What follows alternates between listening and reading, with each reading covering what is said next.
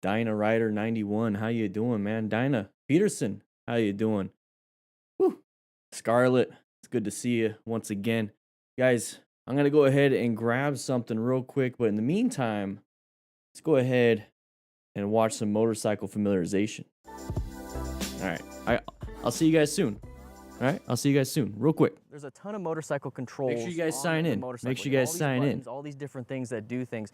What you need to understand is that there's two separate types, okay? So there's primary controls and secondary controls. Primary controls are gonna be the controls that allow you to operate the motorcycle, like the throttle, front brake, rear brake, shifter, clutch, stuff like that. Secondary controls are going to be the horn, the high beams, and then the turn signals, and then all these little other things. They're very important, but they don't actually operate the motorcycle. So we're going to go over the primary controls first, and then we're going to talk about the secondary. So the primary controls are going to be your throttle, which is going to be on the right side. You have your front brake lever right here. You have the clutch lever on the left side, and then on the right foot, which we'll show you pretty soon, is that's going to be the rear brake pedal, and on the left foot is going to be your shifter. So those are the primary controls. Secondary controls, you have all the other controls basically are secondary. So you have your engine start, you have your engine cutoff switch, which is red, which we'll talk more about. You have your key ignition area right here. You have your horn, you have your turn signals, and you have your high beams. So if you notice, a lot of the stuff is going to be on the instrument panel, and a lot of the stuff is going to be within thumb reach on each side. So let's go ahead and go over the throttle real quick. Okay, we're going to go from right to left. So the right side, the throttle. So this throttle is going to go share the stream, halfway through. share the class. If you notice, it stops. So this is 100%, this is 0%. So when you're rolling on the throttle, that's what this is. When you're rolling off the throttle, that's what that is. So if you also notice, it's not going to keep spinning around. So it's actually very, very, very secure, and you're able to actually turn pretty well, even with a throttle hand with proper controls. Okay, so now we have the front brake lever. So right here, what this is doing is you notice how it's just a nice little click, and then it doesn't want to go all the way. I'm applying a lot of brake pressure right now. If I apply more and more and more, you're able to squeeze it more and more and more. We'll talk about progressive braking in a future chapter. So let's go ahead and move all the way over to the left side. And if you notice, remember that this turns over here on the right side. Well, guess what? This one does not turn. So that way you're able to find out, okay, well, which one's the throttle? Well, this one turns, this one doesn't. So the left side's not going to be the throttle. So if you notice, we have a lever on this side and a lever on this side. So this lever over here is the front brake. This lever over here is the clutch lever. Now what this lever does is it's going to disengage and engage the transmission, which will allow you to move. We'll talk more about that when we get to the friction zone. But one thing that's different from this lever and then this lever way over here is that this lever, it can squeeze easily all the way to the end. This lever right here, it wants to stop. So if you are confused about what is the brake, what is the clutch lever, this clutch lever will just easily close all the way. The front brake lever will want to stop itself because it's going to have resistance. We talked about the throttle, we talked about the front brake lever, the clutch lever, and now we're going to talk about the other primary control, which is going to be on your right foot. This is the rear brake. So if you notice, we can push down, but it's just like that front brake where it's going to give us resistance. So the same thing, you're going to do progressive brake pressure and press down, and then the rear tire slow down. When you're riding, you're going to make sure you guys share this on the Twitters, and when you're not the Instagrams. you're going to put the ball of your feet on the pegs. The ticker talkers, right? Brake pressure, we're going to move over and apply some rear brake pressure. So moving off to the left side, we also have the Discord, everybody. So this is going to be the shift lever. So right now the bike is in neutral. Oh yeah. So when I press How's everybody's weekend? Click, had a great time. First. It's half a click San Diego, Sedona. Jeez, I am all over the place. Click from first to second. So let me know if my voice is a little low I'm doing is going one gear or a little high. I'm trying something different to where I'm not screaming into the mic all the time. Whatever it is. Also, same thing applies when you go down. You can only press one because I want to sound good. For how to shift in a later video. Gadget. Now let's go what ahead kind and of head snacks? Back over to the handlebars and talk about the secondary controls. So what we got some have over here tacos on the out in the right side is lounge. engine shut Crew off. members, Now what this does start is making your way to the turn lounge. it We got on, tacos. and then It's you Taco turn it Tuesday, off. right? This is going. What do you guys want for tomorrow? Let me know what you guys want for tomorrow. The electricity basically to the bike. Nah, too much, Scarlett. I got way too much. Sorry. There it is. I like to use this shut off. A little low? A little low? So if I'm stopped, because I can after I'm done and I'm increase. Parked, I like to just keep both hands on the handlebars and then turn it off and then turn it off after I do the side stand, which we'll talk about. This is your engine start switch. So what happens is you turn this on, you make sure that this is on also, and then you apply this when it's in neutral and it's safe to do so. Or Let's if you try have your this. clutch lever, Yeah. and that's going to turn it on. So let's go ahead and just look at it real quick. That's what happens when you push that, and that this Jello is on, Wednesday. and this Ooh, is on. sounds so interesting. When I talked about the engine cutoff switch, Looks like we're gonna have to. it Looks like turns we off reset the engine, video. but the Somebody electricity reset the is still video. on, so you have to turn. What's up, Ramir? How you doing? Kid named So now that Cuddy. we know about the engine cutoff How you and the doing? engine start switch. We're gonna Oh go ahead and no. move on over here to Just the actual wanted to ignition say that switch. yesterday I Actually came have it in on, off, too and then hot if you push on a in turn that and I turn didn't left know on was some going bikes, to or you get tighter, and push in said to the out loud, right, it all relax, depends press, on and which lean. bike How you did you have. do, You can kid? actually lock the steering How'd you column do? or lock the key inside of it. Saved your So saved your that's just booty. something you want to look into on your own bike. But right Woo! here, mainly is just Super turns happy on with the that. engine All right, it looks like we and got to a get little going soft pretty switch. soon. What is up, everybody? I'm trying something a little different. I got my Audio Technica headphones that I typically wear, but I'm trying out some new Bluetooth headphones. I don't. Should I say the name? So far, I'm loving them. Nikki got them for Christmas. There's some Raycons. I'm not sponsored, but I'm gonna see if it works pretty well. It's connected to the whole system and everything. I don't know. We'll see. We'll see. Guys, we're going to be going to the crew lounge real quick. If you're not a member, go ahead and head to the classroom. Make sure you're signing in, clicking that like button. Remember, we're doing this Tuesday, Wednesdays, Thursdays. But I think I figured this thing out. I think I figured it out. So I got to push my thumb on this. Anyways, come with me. Come with me. All right. I think there's going to be less crackling. I think there's going to be less crackling if I hold my thumb right here. So here, watch this. Watch. It's going to crackle. Yeah, I don't want to do that anymore. I think I figured it out. It looks like I'm going to have to get this replaced. One of the rookies were chewing on it like a little puppy. I know you guys are teething. I get it. Grab yourself some tacos. We have some tacos. It's Taco Tuesday. All right? We got a whole new week. We're doing the live stream class right here today. We got one tomorrow, and then we got one on Thursday, Christmas Eve. I'm not going to be messing around too much, but I want you guys to have at least some things. Who knows? You might get a motorcycle for Christmas. I want you prepped and ready. So this is what we're going to do, guys. Crew, everyone else is going into the classroom. We're going to get ready. We're going to watch some motorcycle crashes and after-action reviews stuff.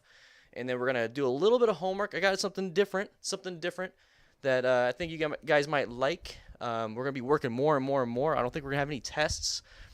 Maybe on Christmas Eve we'll have a test. We'll figure things out. Whole new year, coming up. But what we're going to be focusing on today is another 99 Lives video. It's a 90-mile-per-hour crash. Scary and Crazy Motorcycle Crashes 2019, episode 4. We're kind of going through his backlog because he's got some amazing stuff. So what we're going to be doing is heading to the classroom. Rookies, go ahead and help everyone out. Stop chewing the pencils, stop chewing the crayons, and stop chewing my mic, okay? All right, let's go to the class. You don't like tacos, James? You don't like tacos? Oh, what is wrong with you? I'm just kidding, man. I like tacos. I really, really, really, really do. Nicholas, are you trying to get some burritos and some tacos from the crew members? Come on, guys. It's only $2 a month to get access to this beautiful firehouse. It keeps the lights going on. It's like, whoa. Somebody turned off the lights on me. Stop doing that, all right? What's up, Dave? What's up, David? How you doing, man? Noah? You love The Office? That's just the front lobby. Stick around a little bit longer and you'll say hi to my office with all the books and everything. You've been here before. I'm sure you have. Peterson, how you doing? Brazil. Love seeing where you guys are from. Write in the chat where you guys are from. Write in the chat. I think this on the bottom left that needs to be refreshed because we actually got some new people entering in. There it is. Terry and Brian entered into the motorcycle gear giveaway, which we're doing every single month. So if you guys want to enter in, please do so. Check it out. There's also a free way to enter, but, come on now. Kid named Cuddy, he actually did pretty well, man. You saved your own butt. That's what I love. You just listen to me and my head in your, my voice in your head's like, hey, relax. And you did it, so that's amazing. That's all I care about. As long as you're doing this stuff, because I can't, fix the problem for you in the middle of a crash or middle of a turn. You got to do that, right? So it's awesome, man. It's awesome. I'm glad you're here. I wish I can give like an honorary crew member status. I really wish I could. But I don't think I mean YouTube, come on, get on it. Whoa, Cecil, you almost dumped the Pico. Nuh-uh. Mm-mm. No, no, no, no, no, no, no, no, no. I'm gonna have to make one of the rookies get some more. That thumbnail looks awful. Yeah, I know. We're gonna be going over that one. South Florida, Austin, Texas, Calgary, Peterson. Hey man, learning a lot from me. Thank you so much. I'm learning a lot from teaching you guys. New Zealand, Belgium. Man, all over the place. Yeah, I know only 37 people signed in, Sean. I don't get it. I guess they don't want credit for today's class. Ontario, Calgary. Love from Monterrey, Mexico. Ooh-wee. Ooh-wee. Man, I want to go visit all these places. I really do. And I want to kind of get an idea of how everybody's riding in these different places so I can maybe modulate how I do things. I mean, I'm kind of basing a lot of what I know off of what I see. So down here in Arizona, scenic route. Ooh, I'm here and ready to learn from Central West Coast of Florida. Central West Coast. That would confuse somebody else, but not me. I get what you mean. You're in the middle, but more on the west side of the middle. I'm a huge fan of wearing gear. It makes me cringe every now and then to see a rider without gear. Dude, yesterday, Quentin, on the way back from Sedona, I was going through Phoenix and I saw a dude on a crotch rocket, no gear whatsoever, and he had his girlfriend or whoever, a passenger on the back of that. And I say crotch rocket, I mean sport bike. You know what I mean? He was on the back of the sport bike, or she was on the back of the sport bike, nothing either. Short shorts, nothing. Going down I-10 westbound. I was like, holy crap. Whew. Good old South Wales, Australia. What's up, H-Goats? How you doing? Let me know how you guys' weekend was. You know, we're letting people come in. We're going to get going. We've only been doing this for a little bit. You know, we typically do a class for about an hour of actual content and then maybe an hour and a half. You know, we're going to tack on some motorcycle Q&As towards the end. So if you have any questions about anything, I'm here to relax and settle down with you after everyone decided to leave. We go to my office. We have a good chitty chat. Bear Brad, you saw that? No way. What color was the motorcycle? But yeah, I'm trying out these headphones. Let's go ahead and get up to this. Yeah, I guess you want to see me a little bit bigger. Yeah, I'm trying out these headphones. It's pretty cool. Nikki got me these. So I'm trying them out. I don't have one in my left ear because I realized with these things on, I'm like screaming. You know, it only took, a couple hundred live streams to figure that out. But yeah, I got these things going on. I'm going to see how they go. I'm not sponsored by them. But hey, Raycon, come on, Ray J. Come on. Let's get the crew an affiliate link. Let's get them a discount. Come on. Smash that like button, baby. Woo. Get the class going. We'll get the class going at 100 likes. We got 100 people in here. So 100 people signed in. We'll go ahead and get this going. This is going to be another motorcycle. You know, let's go ahead and get that thing off the top. You know, there you go. Let's just get that off there. Let's go ahead and get that off there. Let's go back to the classroom part. Let's get that off there. That way you can, see everything. All right. How you doing, the Fat Tire 9? Dude, the Fat Tire. I love the beer. 1. Okay, I love it. I love the beer. And 2, the Fat Boy, the Fat Bob, he got a fat tire. I don't know. I didn't know where I was going with that one. But I do love the beer. That's what got me. Is it possible to get a t-shirt in Europe? I don't know if Teesprings ships to Europe. Does anybody here from outside of the United States order anything from Teespring? I do have my shirts. You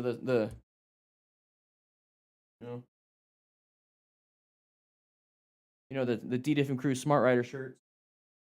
This is the uniform. This is the uniform. I only wear these at work. I only wear these when we're out here in the firehouse. That's the only time I wear these. Matt and I are thinking about doing something for the casual wear. Because I just usually wear like, Hanes and like, just blank shirts. Actually, I wear a hoodie and sweats all the time. Which, by the way, yeah. What's up, Vasu? How you doing? Hey, Vasu, uh, I think I got a highlight video with, I call you out because you said a question and I use your question during a Q&A. So guys, if you like this channel, but you can't sit through like, let's say a 15-minute, 6 or 8 motorcycle crashes in a row, you just kind of want to do one at a time, one at a time, one at a time. Go ahead and click that link in the chat. That's for DDFM clips and highlights. That's where I just do one crash or close call at a time. So they're like 2-minute videos versus 8 to 20 to 25-minute videos. So if you just prefer that, go there, subscribe, turn on notifications for that one, maybe turn off for this one. I don't know. I don't want you to do that. That's probably a bad idea, huh, Matt? Yeah, it's a bad idea. So, um, I just want to make it to where you don't miss out on stuff. You only have time for one video, so you kind of just go over there. Bam, bam, bam, dude. I haven't seen you in a while. See, Matt, I freaking I, I suck at selling myself. 65 likes. We're almost there. 100 likes. 100 likes, everybody. 100 likes. Come on in. Come on in. We got more people in the office? All right, we got more people in the office? All right, let's go check them out. All right. Guys, we're starting class. We're literally starting class. Go to the classroom. Yeah, come on in. Come on in. Let's go. Come on, guys. Come on. Vasu, can you go ahead and stay out here and just start directing people? Did I say it right? Go on, Vasu, go ahead and let them in. Let them in. All right. Here we go. We're gonna get going. We're gonna get going. Some in the lobby. All right. Thank you. I can hear you. I can hear you. Here, let me get you the other one. Here, catch. I didn't really throw it. How you doing? Hey, XRAM, how you doing, man? Darren, how you doing? How you doing? Hope you guys had a great weekend. Yeah, Bam Bam Bam. I remember your name. I remember you. I remember you. You're not too late, Jairus. Did Vasu let you in? All right, cool. Once we hit 100 likes, we're going to get going. That's how you sign in. You get credit for today's class by doing that. Guys, if you're just now coming in, what we do is we hold a class Tuesday, Wednesday, Thursdays at 3 p.m. Mountain Standard Time. Okay, I want to have a class for you. Now, it's going to constantly be evolving. What we're doing currently is we're focusing on motorcycle crashes and close calls. We're doing after action reviews, which is going to be basically trying to figure out what went wrong and then what went right. And therefore, we can kind of get rid of the wrong stuff for our own riding and then really reinforce the good stuff. And then maybe look at some of these situations and be like, hey, you know what? I've seen that before. Thankfully, I'm not in that situation or haven't been. Now I can go ahead and do what is recommended in that situation. For like this one, it's a swerve, but where are you going, right? Look at, you got a car right there. Where are you going to go? So that's kind of what we're focusing on when we're doing stuff like this. Okay. And then we're going to slowly integrate more of the Smart Rider principles. And we're going to be integrating more of the actual training systems that we're developing here at Motorcycle Training Concepts. So we're going to constantly keep evolving and doing better and better and better. And by the way, I want to share something while we're getting more people in here. I actually I got like this notification from a resource that I use, TubeBuddy. So if you're a content creator on here on YouTube's, let me know, because you guys definitely should be using TubeBuddy. I absolutely love TubeBuddy. All right, let's do this. So this right here, huge. Hey, you can. By the way, I do Dr. Disrespect, Star Wars Theory. This is kind of like what I listen to and see. I'm a big nerd. Right here though, look at this. Absolutely insane. This is all your guys' help. Thank you. This year has been amazing. Last year, I never thought I could, do better than last year, but I did because of you. So right here, 122,000 subscribers, 122,000 new people here, 96.2. You guys can see that. But look at that, 24 million. Average it out over 12 months, right? Some mathematicians in the chat. That should be an easy one. But look how many videos I put out. I didn't realize I was doing that. That's more than one a day. Oh, wow. Not to mention we have the After the Ride channel, which we're going to be, coming back up. We have the Motorcycle Training Concepts channel. We have the DDFM Clips and Highlights channel. Man, you guys are absolutely insane. Thank you so much. I mean, it really comes down to it. You can't do it without your audience. You can't do it without the crew. That's why I put it.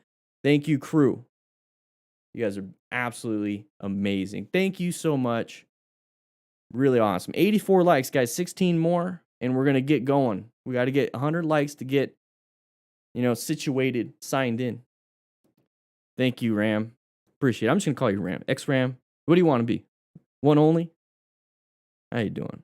Yeah, my main goal really is, however way I can do it is to help out new riders, because those are the most vulnerable types of riders. And I don't want to see anybody get hurt. I really don't. I really don't want to see anybody get hurt. I hate it. I absolutely hate it. I hate seeing, the blood is supposed to stay inside your veins, right? Liddell Parker, welcome to the crew, baby. It's supposed to stay in your veins, supposed to stay in your arteries, supposed to stay in the circulatory system. Your bones aren't supposed to be broken. Tendons aren't supposed to be snapped in half. So I kind of want to leave it the way God intended it, right? We keep doing dumb things like ride motorcycles. 98 likes. We're about to get started. Landell, sorry. Thank you so much, man. Quentin, you're in charge of no spoilers. You're in charge of no spoilers. Now, I see what you wrote. Okay. I haven't seen the last episode yet. I haven't seen it yet. I've been seeing some spoilers online. I'm trying not to. But man, I'm excited for that, Quentin. I really am. I'm excited. So supposedly it's kind of like the Darth Vader scene with Rogue One. No problem. No problem. Can you at least confirm it's like the Darth Vader scene in Rogue One? Because man, I just. Woo! Oh, we got 100 likes. We got 100 likes. All right, the Chiefs. Hey, I'm the Chief here. I haven't seen it yet. Rookies, members, senior, whatever it is. Shh. It is, Quentin? All right, I'll accept that. All right. Exactly, Dinah. Exactly. So I want to get those newer riders on the right path. One of the things I think Vasu actually asked, it was about does practice makes perfect or something like that. You made a quote. I don't know if it was you or not, but practice makes progress. Okay, so you're progressing towards something, and I want new riders to progress the right way. Okay? You can start off at the same spot, right? You can start off in the same spot wherever you're going. And let's say this rider decides to take things more reckless. Okay, I want you to keep going straight with the good rider, but then I see this start to happen. Okay? I see this start to happen, and then now you're like, oh man, I want to be a safer rider. So now you have to do this, and you have to relearn everything and finally meet back up with somebody that's been practicing it since the beginning. A lot of wasted time.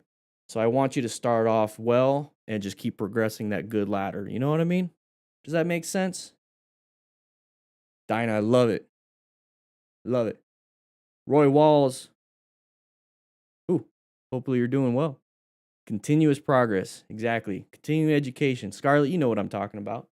All right, guys, we're going to get going. We're going to go on to 145 people. Make sure you guys share. Share this to your tweets, the ticker talkers, the IGs, all those things, those with your smartphones. Come on, guys.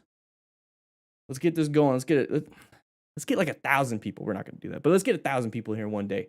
145 people in class. Amazing. All right, here we go. You ready? Let me know if the volume is too loud, because I'm monitoring it, but it's not the same. 99 lives, great stuff. All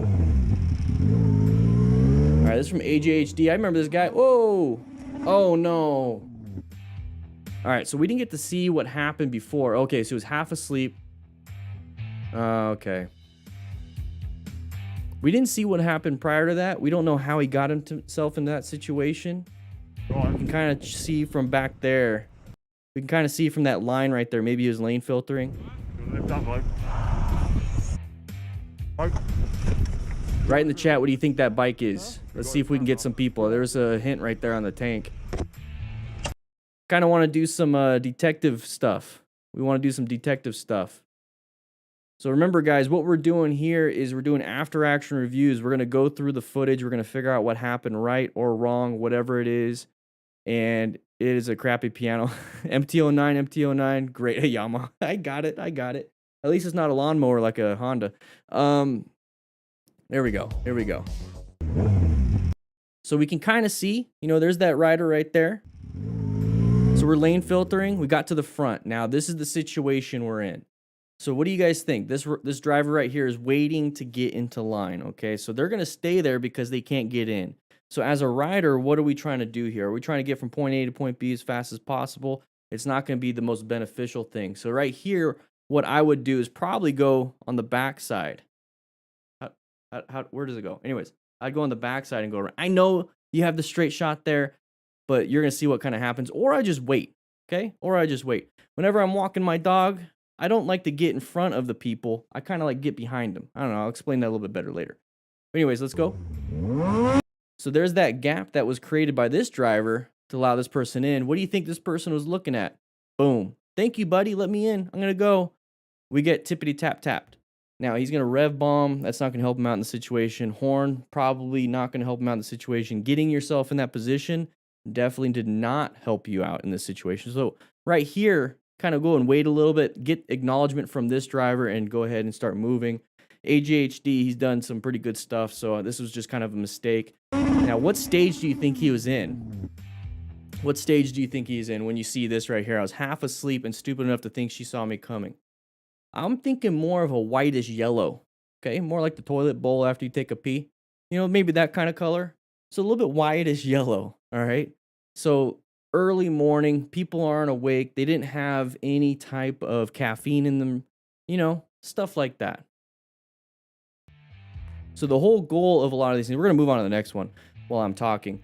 So the whole goal on a lot of these things, I want you to point out white, yellow, orange, red, or brown stage. I want you to tell me, what do you think the main factor was? So here's the thing.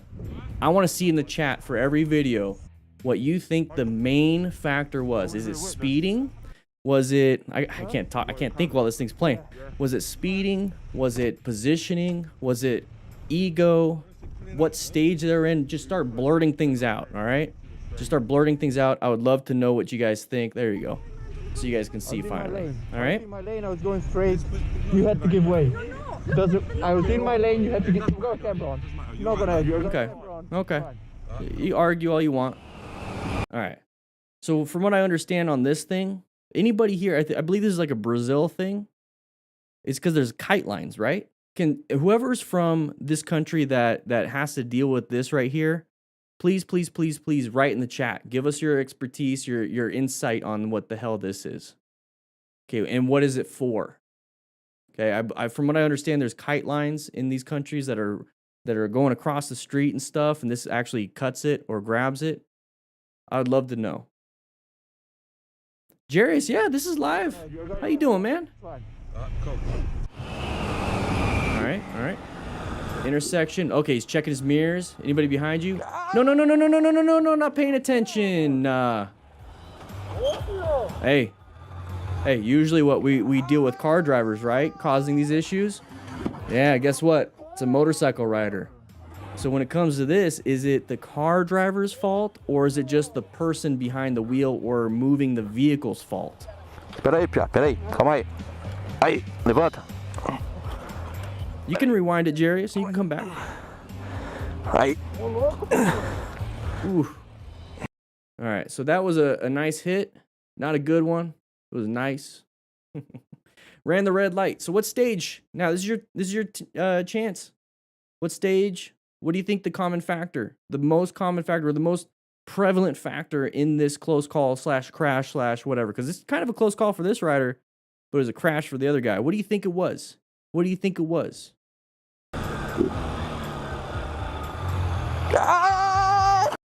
Boom, right there. Big bad bada boom. It's to cut those kite lines because people glue shredded glass to them. Why would they do that, Emerson? Why would people do that in the first place? What do you think? What do you think? Now, those of you that are medically trained like Scarlett, what kind of mechanism of injury do you think is going to be right here? Let me know. Let me know. So right here, we're moving forward. We're moving forward. It's a red light. It's obvious. Okay. So I have a feeling this is more of a white stage issue to where the rider behind us is not paying attention. And you can kind of tell based off the fact that our motorcycle rider is like looking at the mirror, looking left. He sees that light go faster, or I'm sorry, get closer and closer and closer and closer and closer and closer and closer. So take a good hint from this. Okay. We kind of see what happened with that driver going in there and then T-boning the other motorcycle rider. Okay. So what we see here, though, that's good. We shouldn't do that because that's bad. What we see that's good is that this motorcycle rider is doing good 360 situation awareness. Whenever you see that light moving closer and closer and closer, that means that vehicle behind you is getting closer and closer and closer. Now, when you orient yourself to the whole situation, remember, OODA loop, observe, orient, decide, and act. He's oriented here. He understands it's the red light. He understands that a vehicle should not be getting closer and closer and closer at that speed because we should be stopping. So good situational awareness. He oriented himself very well and realized somebody is going this way. Now you start to get into the whole aspect of, am I going to be the one that's hit? Is this person going to go around me? What's going to be the problem? So this is where it's like, people are saying, get yourself in first gear when you're stopped and you can go. Well, where are you going to go? In this situation, there's really not much you can do if that person is a car and it's just going, going, going. Maybe you can jump off. Maybe you can run away. Maybe your bike's going to get totaled. Or maybe you have enough gear that hopefully it's going to minimize or mitigate any type of injuries that you might be having. But pretty bad. Pretty bad. Dislocated shoulder, legs probably. Yeah. That rider that he hit, that right leg, what do you guys think? Right leg, right shin. Easily break your shin, your tib fib. Glass powder glued onto kite line, cuts other kites lines, and you win. But why are we doing stuff with the kites? What's up with the kites? The glass is for kite battles, not kidding. Wow, Bush. Why is there kite battles? Kind of to compete who can cut the other kite from the sky, but that thick line with... I am so confused about the kite thing. It sounds really dangerous. Really dangerous. Shoulders, legs, pelvis, possibly femur. There could be a lot. So when you see this and people are starting to walk and they're standing, that's a good sign. That's a good sign. All right, so we're moving here. We've already done this one before. Oh, T-bone. But it was a long time ago, and I think it's really good to revisit some of the helmet falling off right after the fact. Do you think it was lashed in? Probably not. What is this? A corner and an intersection. Two deadly places separated. Combine them together. Oof. No buenos for the motorcycle rider. No buenos. I'm gonna have to look up the whole kite thing. That's interesting. All right, moving on. What stage do you think speed was a factor? Ego, positioning? What do you think was a factor in this? Write it in the chat. Write it in the comments. Timestamp it, by the way, too. That'd be great. Look at destroyed. All right, so let's go back right here. 99 lives. Thankfully, this is an older video. Thankfully, he got rid of that piano score in the background. Woo. Speed? You guys think speed? Woo-wee. Ego, biker not at fault, zoned out, and speed. Yeah, so fault, legal fault, but who's responsible for their safety? Is this car driver responsible for my safety? Am I responsible for his safety? No, they're responsible for themselves. We're responsible for ourselves. So if something bad happens to us, we need to look at what is it that we could have done better. Thankfully, if we're thinking about it after the fact, it wasn't that bad of an issue. But what could we do better? And this is why I like to go over these after action reviews of these crashes and close calls, because I'm glad I'm not this person. I'm going to learn from what happened to him versus what's going to happen to me. So this is really good, really good. Speed for sure. Law of, yep. Woo.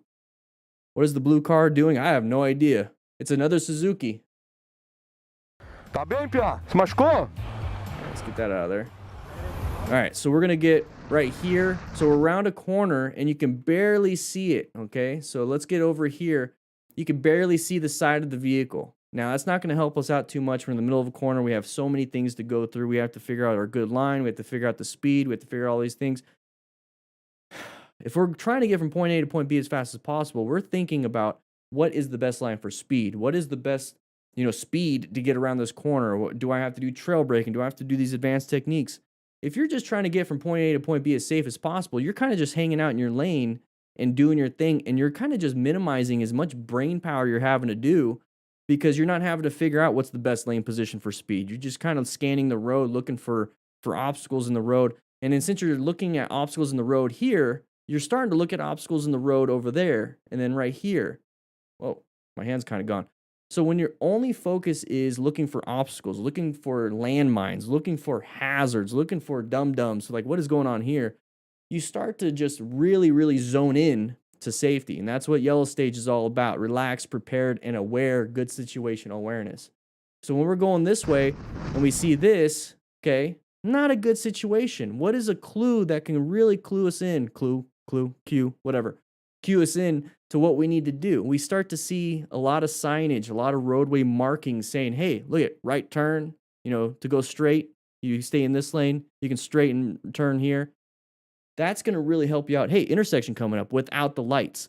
Another thing that can help you with the lights is right there. You see there's usually light poles around intersections to really bring out some of the light. Now, I know this is a different country, but there's different places that do that, and you'll start to see it around your area. So take a look for that. Now, we're going to go forward right here, and I just kind of want to focus a little bit on here. I believe speed was a huge factor in this. So this is the moment we start to apply some brake pressure. We have that side of the vehicle coming, and then as soon as we hit, bam, right there. Okay, so now we have that frontal impact, pelvic injuries, leg injuries, head injuries, hand injuries. Now we're in the situation where situational awareness and fundamental skills doesn't mean anything. We just collided with something. What's the one thing that could really help us out here? And that is going to be having some gear. So he's going to go up and over, high mechanism injury. As soon as he gets down and up, his helmet kind of falls off. So take a look right here. His helmet's going to fall off. There we go. I'm not slow-moing it. That is way too easy for a helmet. Maybe it's not fitted right. Maybe he doesn't have the latch, the retention system going on. Guys, make sure you guys actually do that. Make sure you have the retention system on. Make sure you have the proper fitting helmet. Go to your local cycle gear or whatever and check it out. Wherever you can buy some gear, check it out, figure it out. There's 3 different head shapes. We talk about that all the time on Motorcycle Training Concepts. Make sure you check out that channel, by the way, or just Google or YouTube how to buy a helmet. Just whatever. Whoever you find, hopefully they're going to talk about the 3 different head shapes. But if you want to have a chance to win some motorcycle gear or whatever, if you don't have gear, or if you have gear but you want to get, some sliders for your bike, we do have a motorcycle giveaway going on. And that is going to be on motorcyclegeargiveaway.com. Check it out. Right here, thankfully, he's able to stand up. Okay, so we have really high mechanism. He's probably having a lot of pain. But look what it did to the car right there. Now, if it could do that to metal, it could do that to your flesh and blood. Okay? Whew. You guys think Dinah, you think brown stage? Go grab yourself a taco, man. Go ahead and grab yourself a taco. Have a good time. Orange stage, slow down. So yeah, so look right here. We have the curve. What stage should you guys be in when it comes to curves? It's right there. Look on the side of the wall. What stage do you think you should be in curves? Okay, orange stage. What stage should you be in intersections? Orange stage. You see 2 of them coming up together? Really, really, really, really dark orange stage. Okay? James Boone, baby. Woo! We're going to get more stuff going. Okay, corner, orange stage. Whoa! Come on, you! What happened there? What do you guys think happened there? What do you think happened to his hands? Let me know. Let me know in the chitty chat. His spatial awareness was not there, Vasu. Yep. I'm glad that he's able to stand up and walk. Okay, that's a big thing. Let's go ahead and go back just a little bit. I just want to point out the view here. Look at that view. Woo-wee.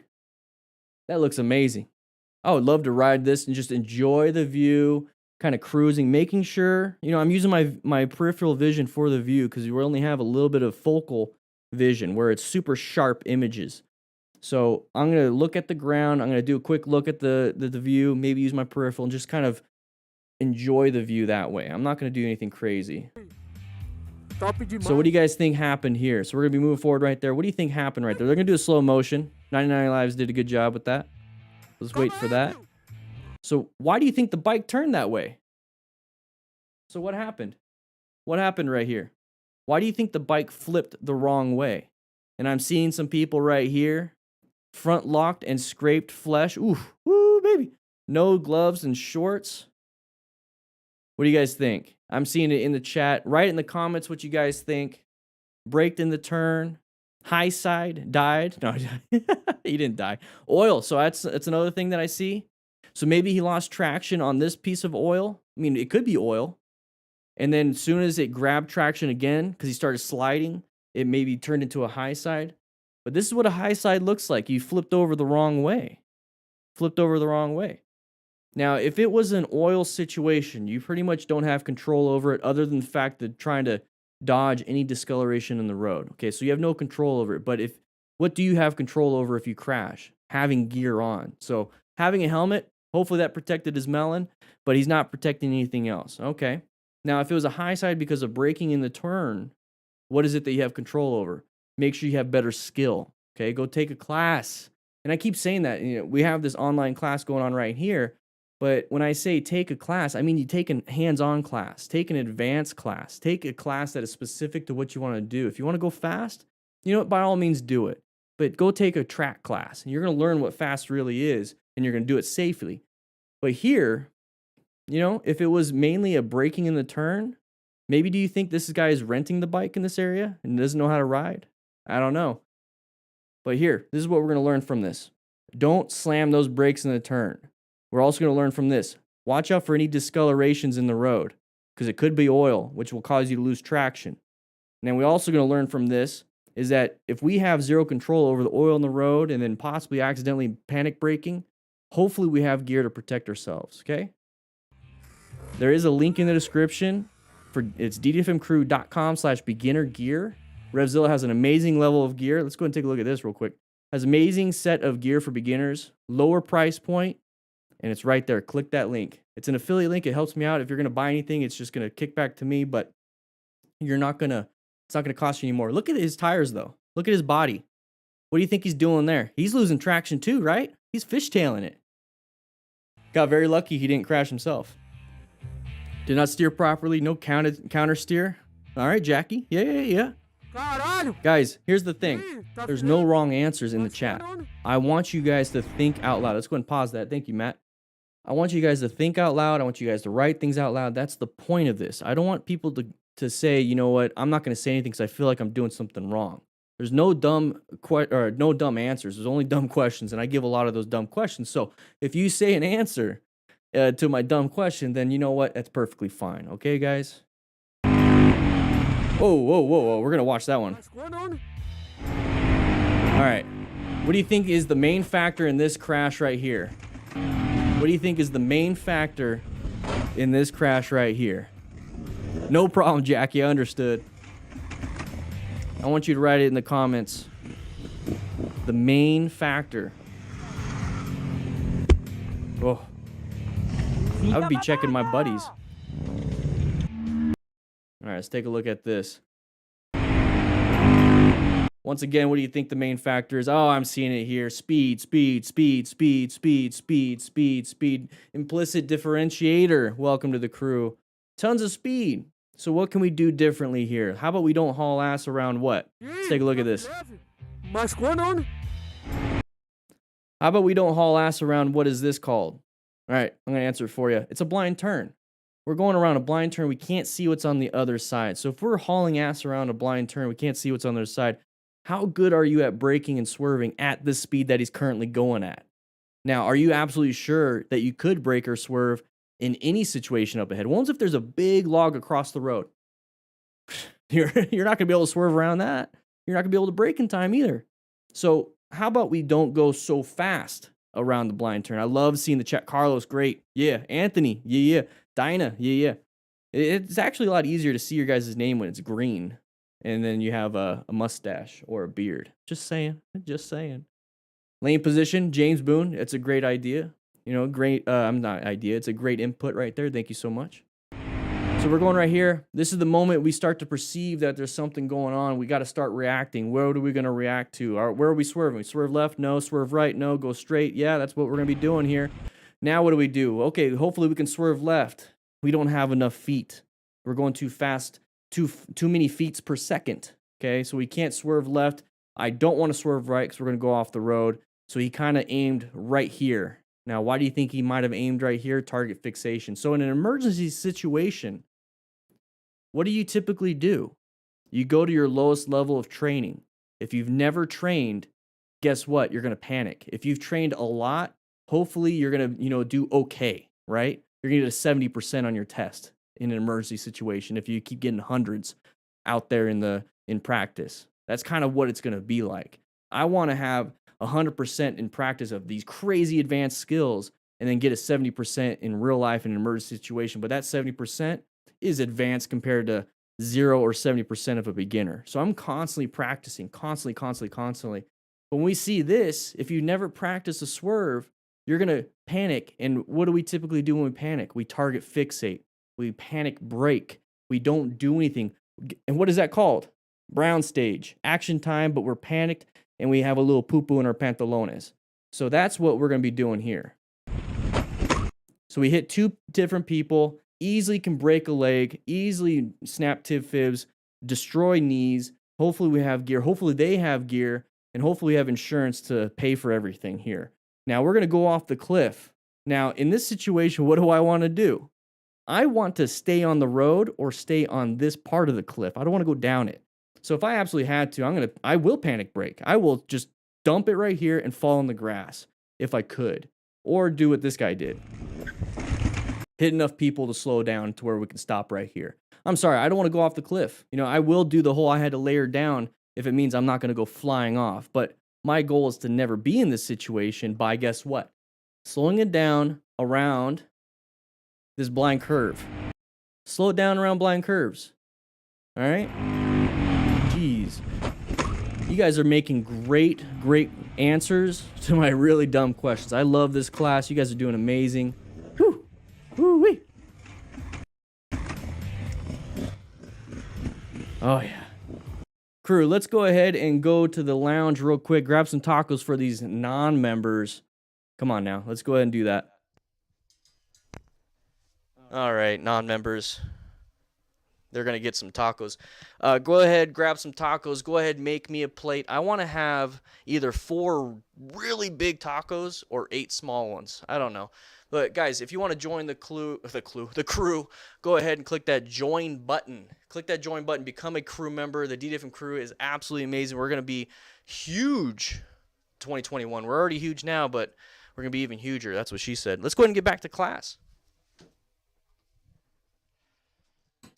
We're going to go ahead and talk more about these motorcycle close calls and crashes. Remember, if you're just now joining, we have the best damn crew in the world, and we're going over some motorcycle training. We're going to be doing more of these every freaking day pretty much in 2021. But right now we're doing Tuesday, Wednesday, Thursday at 3 p.m. Mountain Standard Time. Brian Mayer, what is the name of the other channels I have? I have DanDan Clips and Highlights. I have Motorcycle Training Concepts. So you might want to check those out. I do have links for that. I'm going to go ahead and click the buttons to make the links happen in the chat. All right, so we're going to be on a track. This is where you want to test out your skills. Oh, what do you think happened? Oh, that's an interesting view. Very interesting view. What do you think happened? We're going to talk about that guy next. What do you think happened here? This is a very interesting view. What do you think happened? Right? Yeah. Hey, how you doing, man?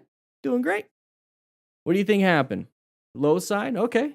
Late braking? Too much front brake? Braked? What do you think? What do you guys think? Now, what happens when you apply too much front brake? Let's just go ahead and go through the process. Okay, we're doing some root cause analysis right now. What do you think happened? What happens when you grab that front brake? Let's dial it back. Let's dial it back. So what happened? He crashed, right?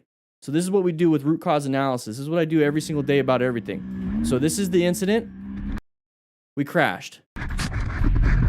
So that's the incident. Now, what caused that? So we have a crash.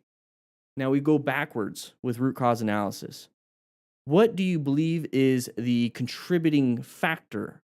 What do you think is the possible factor? Now, possible factors is based off of no evidence, that is something that we believe happened. A contributing factor is something that we know with evidence happened. So there's not much evidence here. So now these are all going to be possible factors. So I see a lot of people saying front brake. Okay, so what happens when you give it too much front brake? What happens to that tire when you give it too much front brake too quickly? Okay, I'm going to answer this for myself, okay? If you give a tire too much front brake too quickly, it loses traction. Okay, so when you have a loss of traction on a tire on the front, what happens to that front end? Okay, now we're going back again. So now we go from crash, too much front brake possibility, loss of traction. Okay, so it's actually crash, loss of traction, possible too much front brake.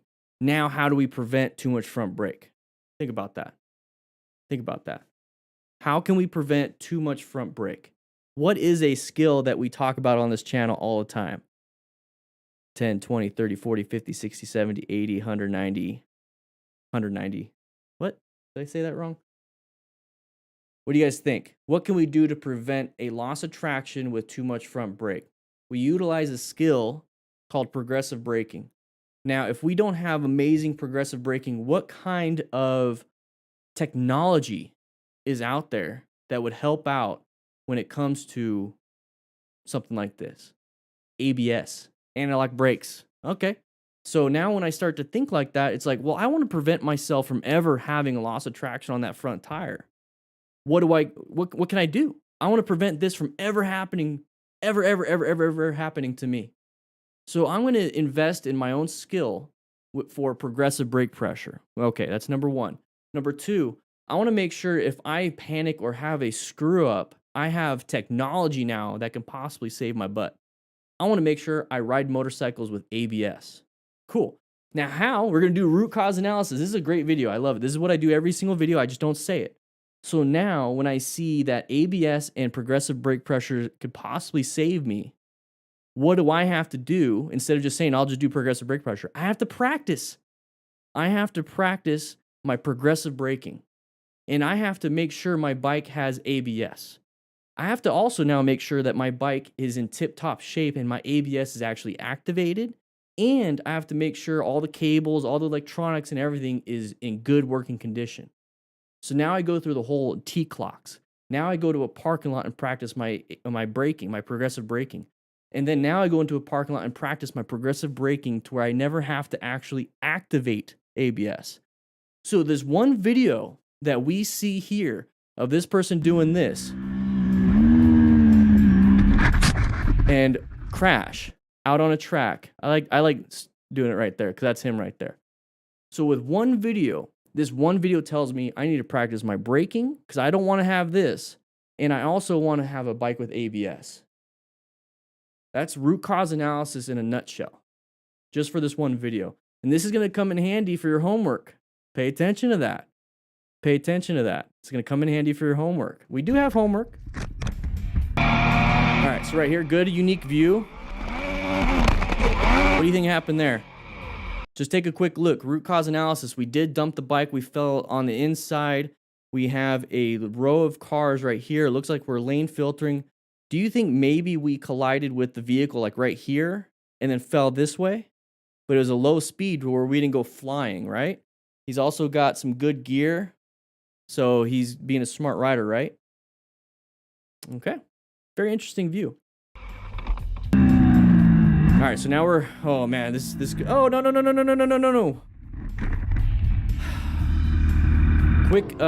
Some quick root cause analysis on this one, just based off of me. Okay, so we're following this rider right here. I see a bunch of other riders right here stacked on here. This is possibly where we're all gonna sit and meet and hang out, okay? Also, I start to think, I want to kind of show off myself, but you know what? I'm going to go ahead and remove a little bit of that. So write in the comments, what do you think a factor could have been here? Space cushion, boom, ego big time. Love it, guys. Keep writing those comments. Keep writing those comments. So ego, target fixation, space cushion. So for me personally, since this person right here is not responsible for my safety, I'm responsible for my safety. I need to make sure I have a good space cushion. I also need to make sure I'm paying attention to what's in front of me. That's a possible hazard, not what's on the sides. Okay, so we're target fixated on these people, seeing if there's any chicas or anything like that, which I can't do that, and I'm not gonna do it because I'm happily married. Look at that right there. But you guys might. So in this situation, I'm making sure I have a good space cushion. I'm making sure I'm responsible for my own safety, and I'm looking for escape paths if I possibly can have one, which there's plenty on a motorcycle. So here's that space cushion, kind of improved, but oh man, he's doing a little stoppy. He's having a little fun with his ego. Okay, so that's his fault. Now, I got a little too close. I wasn't paying attention. If he can stop on one tire, I should be able to stop on two with good progressive brake pressure, okay? So we collided right there. We kind of fell over. We lost some balance because maybe too much front brake pressure. Okay? All right, right here. What do you think is going to happen here, guys? Write in the comments. Oh, no. Type of mechanism of injury on this one. What type of injuries he could possibly have doing a loopity-loop. Ooh, what's right there? I always say it all the time. It's your coccyx. It's your tailbone. You could easily break that. He's slipping and sliding. Hopefully he has full gear so that he's... Oh, this is his view. Hopefully he has full gear so that he's not damaging, you know, his skin. Okay? Your skin is the largest organ on your body. Write in the comments what you think happened. Real quick, look how far it went. Look how far his bike slid. Ooh. William Irwin, what kind of mustache wax do I use? You look epic, sir. Thank you so much. Hey, William, go into the crew lounge, grab yourself a taco, and bring it back. Actually, get 2 of them. Bring me 1. I don't use any. I actually don't. I really don't. I'm in the market for one though. Hey, anybody want to sponsor the channel and so I can get a good discount for the crew members, because a lot of people here have good mustaches and beards. Let me know. I would love to get a discount for you guys. All right, so right here we're in a group ride. We're wearing full gear. Hopefully that's going to minimize any injuries he has. I really don't, you know, I do care, but here's the thing. It's not my place to tell this person not to do something. It's not even the government's place. It's nobody's place. It's only his place to tell himself not to do it. Now, it's up to me if I want to ride with him or not, and he better not be upset if I don't want to ride with him. Right? It's also my opinion for saying, you know what? Don't do it. But you can go do it if you want. My only concern is you're safe. So you have full gear, good. You minimized and mitigated some of the issues that you could possibly be having if you fail, which happens right here. So we're going to move forward right here. But my biggest concern now is that your failure can cause an issue for any other riders. So it's a good job that this rider right here slowed down and didn't hit him. Now, we're having to be responsible for you because you're on the ground in our roadway, in our path. So this is where you start creating problems for other people. So that's what I don't like. So I see a lot of people here saying ego, wheelie. Cecil, you're absolutely right. With a lot of testosterone, you get a good beard like this. But my main concern here is your safety. So make sure you wear full gear. So if you're going to be doing this, at least it's going to mitigate some of the issues you might have. But please take this to someplace else that's more closed course, because the fact that he fell here, now everyone else back here is responsible for his safety. Like this person right here, there you go, he went away, is responsible for your safety. Don't do that. Don't do that. And don't be mad if I hit you because you're in my way. Whee. Don't try to save money on tires. Run the beast.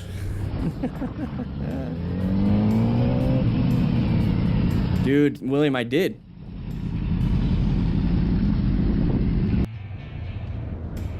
All right, so we're going to be riding in the rain. What's a thing that's going to happen in the rain? Lots of traction. Dump the bike. Now, if it's really cold where you're at and it's raining like this, a little bit of sleet, you got to really watch out for, guess what, ice. And then you also have to watch out for the paint, okay? Ooh. That's got to hurt. It's got to hurt. So Ryan, great. Guys, I want to see the class start naming a lot of different things. Please name it. Also join the crew. We have Implicit and Landell joining today. Whew. So one of the things when it comes to the paint though, and this is what I really want to point out. I don't when it comes to like, hey, we have to ride like we're invisible, that's a very blanket statement. When it comes to, hey, always avoid the paint. Now, I would say yes, please avoid the paint because then you minimize a lot of issues, but they're starting to put, and I believe they've been putting it for a while. Hopefully they're still doing it. Okay, correct me if I'm wrong. They're putting sand, they're putting granulars, some aggregate inside the paint to where it does create some type of traction. So when they do paint, there is traction. It's not just this slick paint line and then you have the nice grippy asphalt. Now, some places don't do it. So right now, it really is okay. Try to avoid the paint. Yeah, truly believe it. But at the same time, don't believe the super duper hype of all paint is bad. Okay. But I would recommend you don't apply all your brake pressure on paint or all your swerving on paint. So here's the thing that we can do for this situation. How you doing, Mototrist? How you doing? What you can do in this situation is slow it down as far back as possible. You do see that we have what is a roundabout, but that's kind of an intersection, okay? So intersections and corners, you're in orange stage, okay? You identified a possible threat.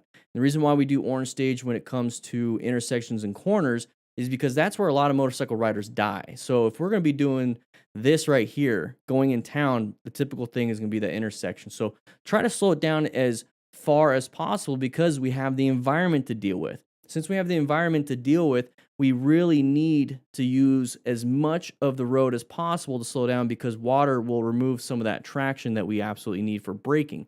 So good, smooth, slow, progressive brake pressure. And when I say slow, I don't mean you need 5,000 feet to slow down for something like this. I just mean you need a little bit more than you typically would when it came to dry asphalt. Your tires should be in good condition because you have been doing your T-clocks and you have been paying attention to them. They are aired up the appropriate way. And now all we have to worry about is our hand movements versus blaming our tires, blaming the paint, blaming cars. We're going to go ahead and blame our skill on this one. So we should be slowing down, slowing down, slowing down, slowing down. If we can't slow down in time, what is another red stage maneuver that we could do outside of emergency braking? Because we can't slow down in time. We can go ahead and swerve. Now, you can swerve in rain. That's perfectly fine. It's in Romania? Yeah. Oh, and then Vasu, another hazard he just mentioned in the chat, thank you so much, is that we have lower visibility. So maybe this person, this rider, just didn't see this in time because look at the face shield. Completely covered in water. Okay, so think about getting Rain-X that is for plastic or some type of water-resistant film, but for plastic. Don't get Rain-X for glass. It'll destroy your face shield.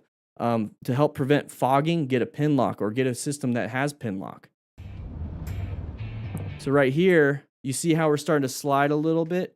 That's that loss of traction. That's really what it is. Too much brake pressure for the tires in the environment. Loss of traction, low-sided.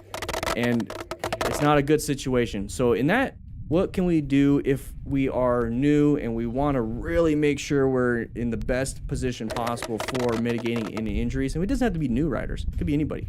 Is get yourself some gear. We're giving away $800 worth of RevZilla gift cards. Please sign up, join up. Every month, we're doing it. Every month. All right, we're going to move here. What do you think is going to be the problem here, guys? Oh, the problem is this guy's standing in the way. Come on, get out of here. What do you think that is? All right, he's doing a wheelie. What do you think is going to be the biggest factor here? Ego. Mario 467. Heyo. Area code, how you doing? How you doing? How you doing? All right, so definitely ego. Do you think ego is going to be a factor in this situation? Now, ego itself is not the problem. You could be sitting at home with the biggest ego by yourself, and you wouldn't have a problem. Outside of, giving yourself some type of complacency and maybe Dunning-Kruger effect going on. But when does ego become a problem? Ego becomes a problem when you're in charge of a machine that can deliver you going 100 miles an hour easily. Ego's a problem when you let it take control over the good brain, the conscious and the nice angel on your shoulder telling you don't do it. Okay? Ego can be the problem that will make you give it too much throttle. Ego will be the problem in thinking that you can brake on a dime and lane filter going 80 miles an hour. Ego can be the thing that's going to cause you to do a wheelie when you probably shouldn't do a wheelie. So, if you can keep your ego in check, you can also keep your, I'm going to do that, I'm going to do that, I'm going to do this in check. You might have the skill for it, but just because you can do it doesn't mean you should. Okay? I love seeing the chat, guys. I love seeing the chat. High ego, low skill, high risk, high reward. Whew. We've already seen this one. 99 Lives, are you reusing this? I think we did it in the 22nd episode. By the way, guys, if you are wanting to really see a lot of these things, let's go ahead and get it forward a little bit more. If you're really wanting to see the live streams, but you can't make it and you don't want to scroll through a whole hour and a half, 2 hours worth of live stream, in the next week, we're going to have an edited version that's going to be about 20 minutes, 25 minutes, maybe 30 minutes, and it's going to be edited down, okay? So that's what I want you guys to understand is that we're going to have live streams Tuesday, Wednesday, Thursday, and then the next week, we're going to have the live stream from last week edited down to where you're going to be able to see it and just kind of sit through it, okay? Because I still want you guys to have your class. Some people didn't see them. Yeah. Just wanted to jump a little on the bike. Doing okay on doggo walk. Oh, man. Area code, if you need any help, if you just need to say something, go ahead and send me a message. Go ahead and send me a message. I've been through that this year when Stella had her problems with her GI tract. Woo. All right, so we're going to be watching this one. Now, remember what happened? Got a pedestrian in the way. All right. Ooh, ooh, dumped it. A little message to the editors. We can go ahead and skip this one. We don't need this one. It's already Wednesday over there. All right, we want this one, editors. So we're moving.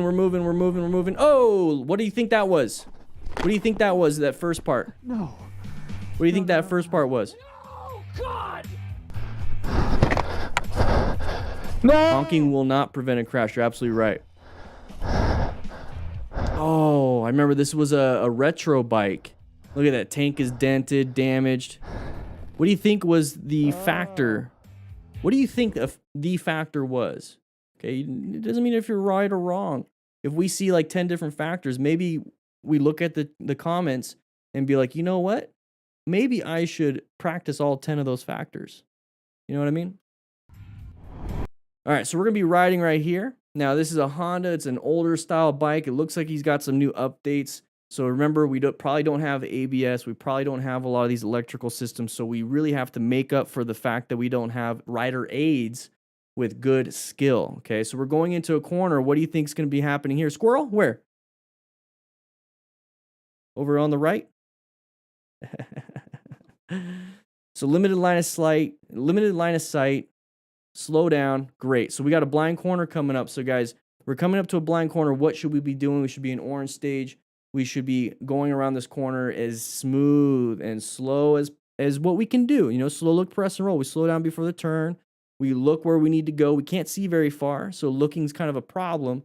We press the initiate counter steering, and we're going to roll on that throttle on the way out. Okay, we can give it a little bit of throttle during the turn to maintain our speed around the turn, because while you're turning, you're starting to shed some speed off. Maybe like 1 or 2 miles an hour per something feet. I don't know. I'm not a scientist. But the thing is, we're going to start losing some speed going around a corner, so you give it just a teeny tiny bit, and that's called maintenance throttle, okay? So we're going to be moving right here. What is that? What happened there? What happened with the back end slipping and sliding? What's doing that? What's doing this?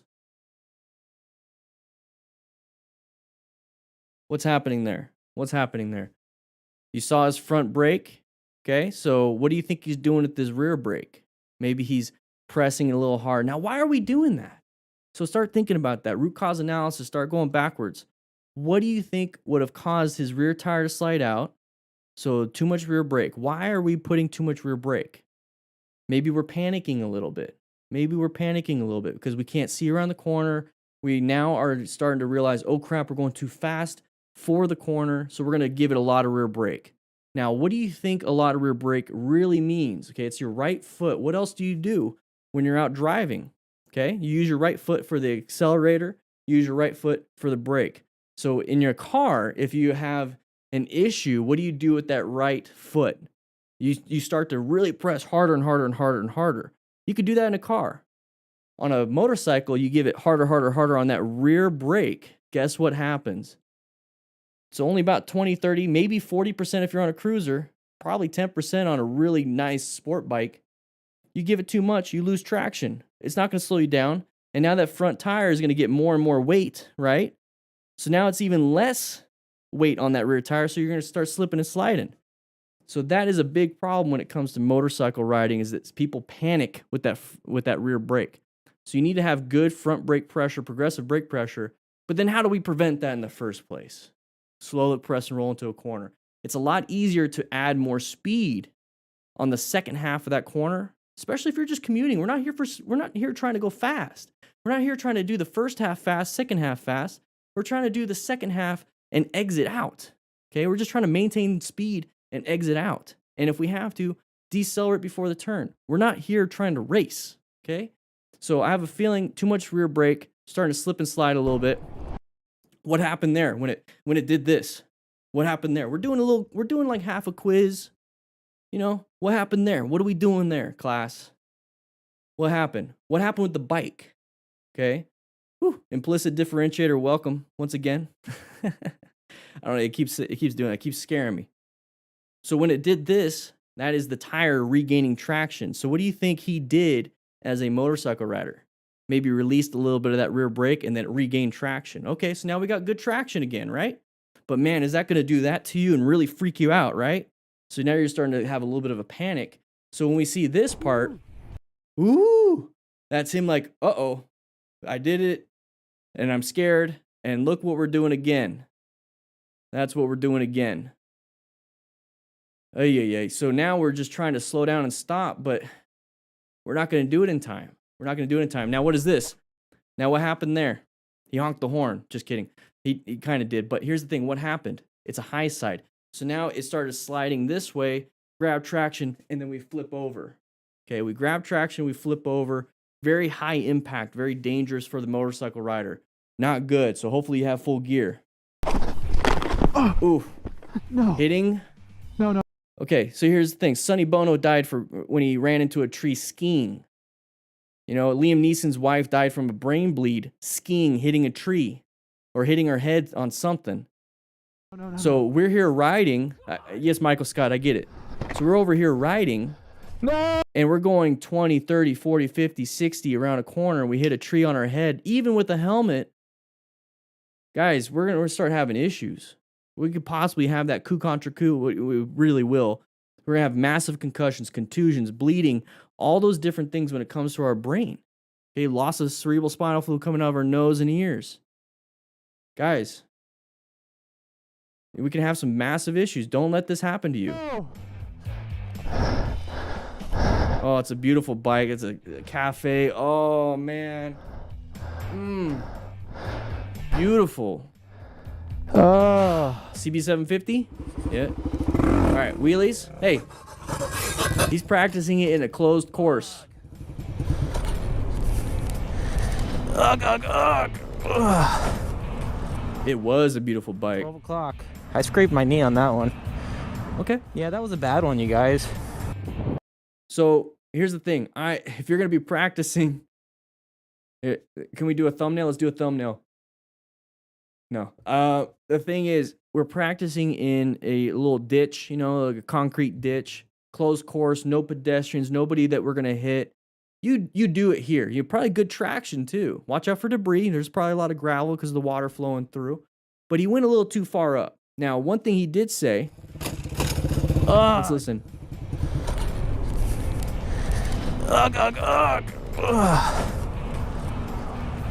12 o'clock. I scraped my knee on that one. I scraped my knee on that one. Just that. You can rip your patella off. Guys, scrape your knee on it. Okay, don't wear sweats. Don't wear sweats. Exactly, Mario. Scraped his knee. So wear some gear. Okay? That could easily be a torn patella. Motorcycle gear has knee protection, everybody. Yeah, that was I would love one, you guys. You did a good job. I would love to do that there. Oh, okay, 2 motorcycles about to go lane splitting. Or by splitting lanes. Okay, whatever. There's one. Hey, decent speed. We're doing decent speed. Whoa. Too fast. Oh, there it is. Second bike was going way too fast. Too fast. Oh, man. We're going to talk a little bit about this one. There's a few things. Oh, no. Whoa, whoa, whoa, whoa. He's still on the ground. Whoa, are you going to help him out? Who here would have helped him out? Who here would have helped him out? I would love to know that. Who here has medical training? Put that in the chat. I would love to hear that. All right, so here's the thing. In this situation, what stage should you be in? Okay, we should be in orange stage. It's a rhetorical question. I'm going to answer it myself. We should be in orange stage because we don't have good space. Not space. We don't have good escape routes. We have good line of sight. Okay, when we plan our ride, we position ourselves for safety for good line of sight, good space cushions, and then good escape paths. Good line of sight, great. We have great space cushion because we basically have to stop from way over here to here. Now, what is the other problems that we have now, though? We have escape paths to the left or right. We can't do that because we have vehicles in the way. So that's the biggest scary thing here when it comes to lane filtering. So if you understand that, maybe roll off or throttle, maybe go only 10 over the current speed of these vehicles. And when it's safe to do so, get yourself back into the lane. So that way you can have good line of sight, escape past everything. So right here, we are going to be going. And just here's the one thing I really want you to understand in Angel Crisis. Whew, I see it. Long time no chat. Here's to making the best of 2020 into an amazing trajectory into the new year. Angel Crisis. I think that's probably the biggest donation we've had all month. Thank you so much. Chris Dotson with the 5. Ooh, I see it. In the chat. Thank you guys so much. Thank you. I really wish YouTube will allow gifting of subscribers. You know what I mean, Angel Crisis? Because that right there, dude, at the rookie level, how many is that? 50. That's 25 new members. I wish they would do that. You know what I mean? Allows them to have some tacos, right? Angel Crisis. Same thing, Chris. That'd be amazing. What's up, Rider Guy? How you doing? Thank you so much. I really do appreciate it. Go ahead and take a seat out front. Man. All right. So right here, this is what I want to point out. Why is all of a sudden all the traffic slowing down? Now, thank you, Chris. Without obviously understanding what happened prior, we saw that there's vehicles or that motorcycle going hauling ass. Without even seeing that, if all of a sudden we see vehicles backed up, that should be that uncommon thing in a common situation to where we should be concerned. So we don't know if people are going to start switching lanes to jockey for good position to go faster. So always be careful with that, especially when you're lane filtering. That's typically when you do lane filter when it's like this. So be very, very careful of lane mergers. Now, I think people are saying if they had CPR certification here from Blue Ghost. Okay, so speeding. Okay. So here's the situation where you start to see a motorcycle rider downed. Now, what is it that you can do to help them? Now, this guy's got an adventure bike, so maybe he's got some panniers. Maybe, I think that's how you say it, some saddlebags or whatever. And he has room for possibly a trauma kit. Okay, like a trauma kit. You might want to go ahead and invest into a trauma kit, start getting some of the stuff that you need. You know, we got tourniquets, trauma shears, we got a CPR mask, we got a bunch of blood controlling cloth, which is just 4x4s and stuff like that. And you can maybe help out the rider. It looks like he's on the ground right there. It's this guy, and there he is. Look how far away the bike is to him. So he was ejected and flew maybe. Hopefully this rider over there didn't get injured and is helping out and assisting. But man, look, you see the damage? What do you think happened? Maybe he hit this person back here and then the person pulled over. I don't know. But the thing is, you got to be very careful with that. Start to recognize. This is the scene survey, scene size up. So those of you that want to be EMTs, I saw it in the chat earlier when we were in the front lobby. This is where you start to dive into what can I do? What does it look like that's possibly an injury or incident? Anything. How do I position myself for safety? In this situation, pull over here so you're out of the way. Get yourself over there and help that rider if you can. If you can't help him, or if it looks like there's plenty of people helping him, you can take off. It's up to you. You don't have to. But here's the thing. All these people standing around, they probably don't have medical training. I don't know. And Rider Guy, hopefully he's going to get some medical training. No gear 2 speed limit. Oh my gosh. All right, we're going around a corner. 30, said 30. Blind corner. There's the hazard. Oh, what do you think caused the loss of traction on this motorcycle rider? What do you think happened? Rider Guy, welcome to the crew. Grab yourself some tacos. By the way, guys, if you want to become a crew member, just click that join button. If you are a crew member, come with me to the lounge and grab some tacos real quick. We'll come back into the class. We're gonna do that and wait for the regular people, the regular class, to write in the comments what was a possibility of why that person lost traction. If you're a new crew member, grab yourself a taco. Welcome, welcome, welcome. We're developing the best damn online motorcycle community in the world. So please, if you want to join, click that join button. It's $2 a month. It helps out the channel quite a bit. And you get access to the crew lounge out on the Discord. Discord's free. It's free, but you get access to the special area. And you get to play video games. Hey, keep it down. Keep it down, though, okay? And no erasing my top score. It should say Dan, 1 through 10, okay? Don't mess with it. All right, I got to get back to class. Jarius, dude, these are real. These are real. These are real. Real tacos.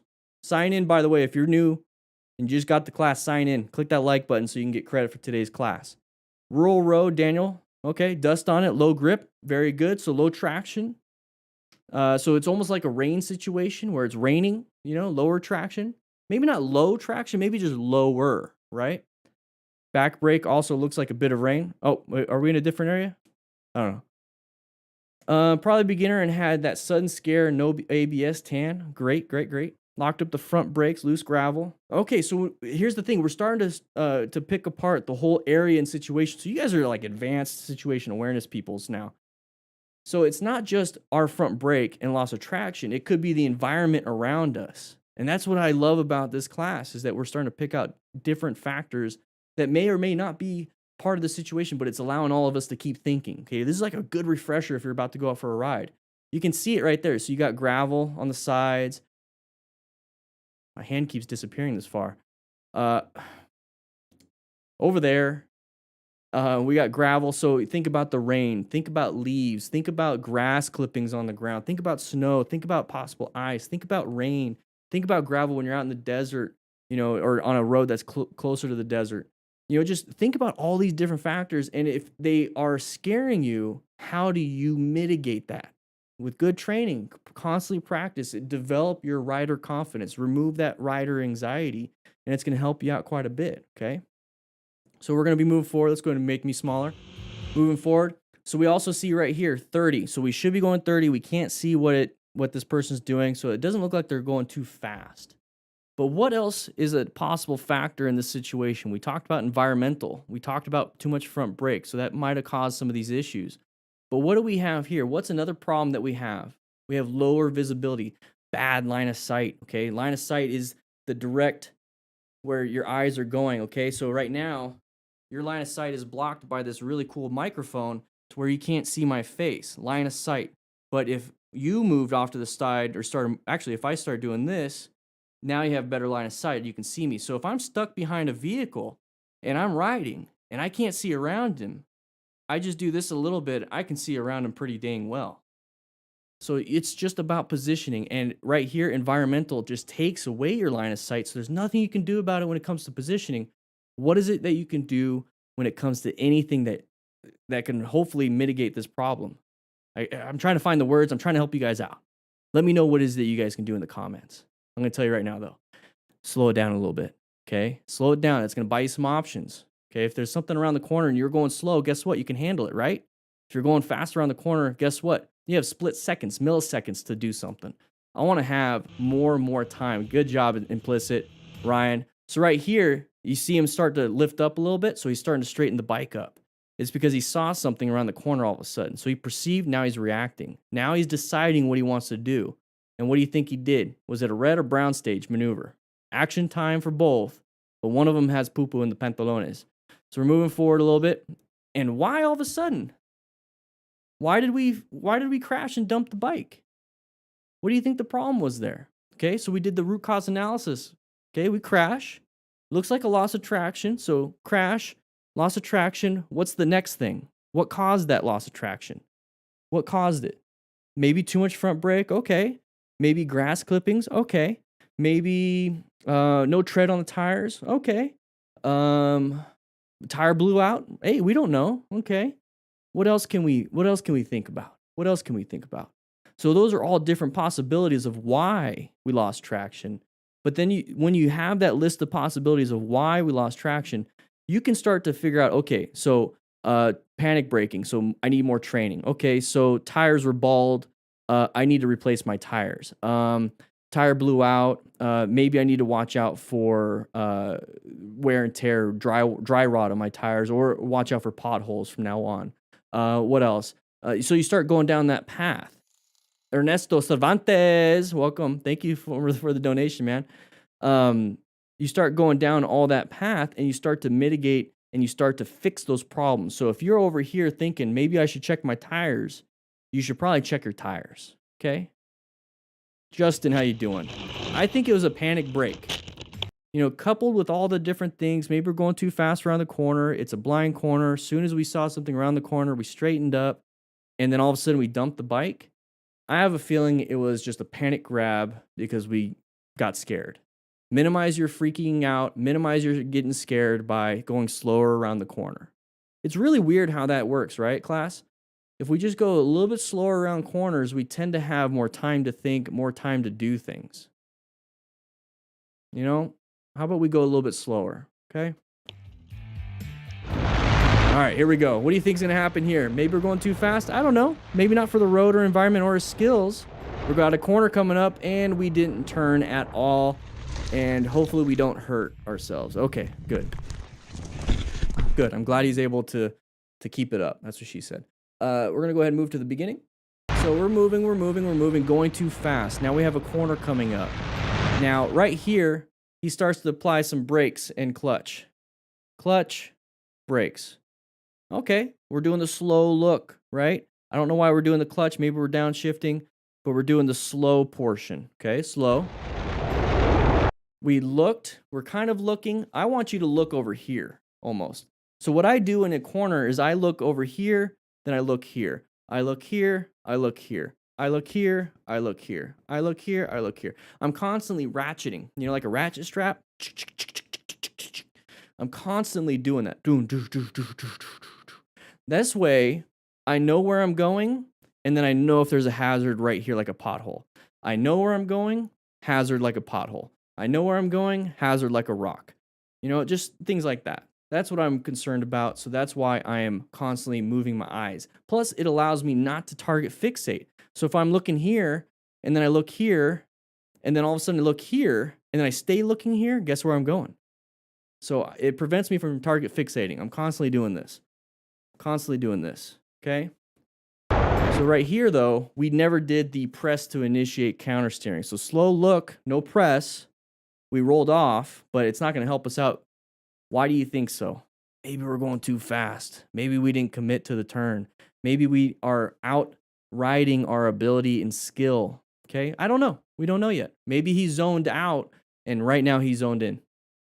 Those are all things we don't know, but it also allows us to understand, hey, we zoned out.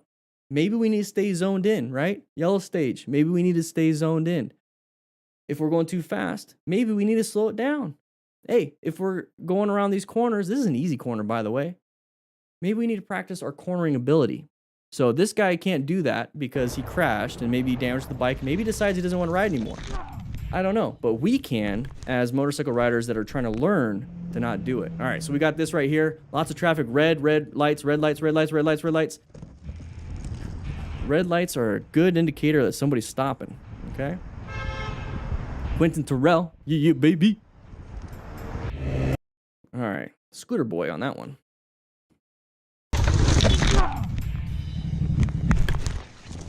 Scarlett, don't you love the auto moderation from YouTube? An area code, yeah. So right here, we're moving. We see some red lights. That should be just an indication that we need to be in orange stage. We need to be watching out. Okay, why is this person applying the brakes? We don't know yet. And, you know, we don't have to know. We just have to know that since they're applying the brakes, it's going to reduce our total stopping distance and our space cushion, right? That's going to be reduced by them applying the brakes. It's going to be reduced if we maintain our speed. It's going to be reduced if we speed up. So when we see this, we should be slowing down. And we also should be getting ourselves in a position for a possible safety by getting right here or getting on the other side, like right here. So more of like a lane filtering position, because if we can't stop in time, guess what happens? We just keep going. right? So we're trying to slow down, slow down, slow down, slow down, slow down, slow down, slow down, slow down, and we can't in time. We're still in a position to where we can get out of the way. So if we're stuck right here, we're slowing down, slowing down, slowing down, slowing. I can't slow down in time. Boom, hit them. So you see this, move over. Now, if you see this and you move over, that could be last second. So if you're riding, let's go ahead and go back a little bit. So if you're riding, typical, normal, move over, move over, move over, move over. Get yourself in a better position right away before getting into orange stage. Look how much time we had. Look how much time we had. Now we finally did something. Guys, look what we have here, an escape path. That would have been a better option. So when we see this, we need to realize we need to plan our ride, position yourself for safety, locate hazards, adapt to those hazards. And right here's a threat, so we have to know how to navigate that threat. Swerve, emergency braking, do something. Hey, maybe he wants the junk in the trunk. Door to floor, everything boils down to reduce your speed. And that's a good thank you. Guys, start shouting it out in the chat and in the comments what you think a lot of these things are. So speed, too much speed and too little speed can be a problem. So speed itself is a problem and a helper. So if you go too slow in a slow speed maneuver, you can tip over. You have to find that right balance. Plus, with some counterbalancing. Too much speed when you're trying to make a corner and you go wide, that's a problem. But too little speed in a corner could be a problem too, right? So you have to have that right amount of speed. But a lot of the problems that we have with motorcycle riders is that they almost always gives it too much speed. And why is that the problem? Let's do some root cause analysis on that. Why do you think too much speed is typically the problem with motorcycle riders? It's because bikes are freaking fast, and it's easy to go fast on a motorcycle. So as a beginner rider, here's the thing. If you can't control yourself, you don't understand, or you don't feel like you could because your ego, and maybe you're aware of your ego, and you decide you don't want to get rid of it, you want to keep it, well, minimize a lot of the problems by getting a lower CC bike. Get a slower bike, okay? So for a beginner, can't handle a lot of the speed and don't understand too much of it, a lower CC bike might be helpful. But if you have the understanding that you can handle it, and you have the understanding that you can do well with it, then you can pick whatever bike you want as long as you keep your ego in check and you focus on your training. So I don't think there's ever considered a beginner bike. I think there's motorcycles that are more geared to the newer, less experienced rider, not just beginner. Because a beginner rider could literally be somebody, and I made a comment about this, it could be somebody that has 20 years trucking experience that understands all 27 gears that they have in their truck, and then understands situational awareness and understands all these different things.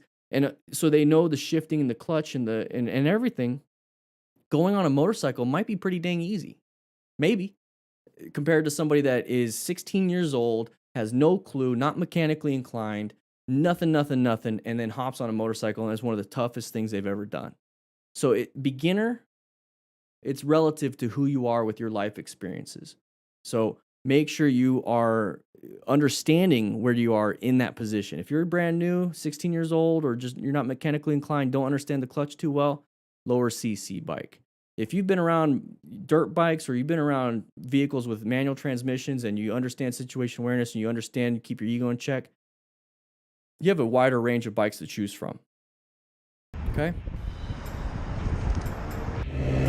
All right, scooter, brah. Ooh, what do you see on the road? Oh, what are we doing? Oh, impact to the left shoulder. Night. Ooh.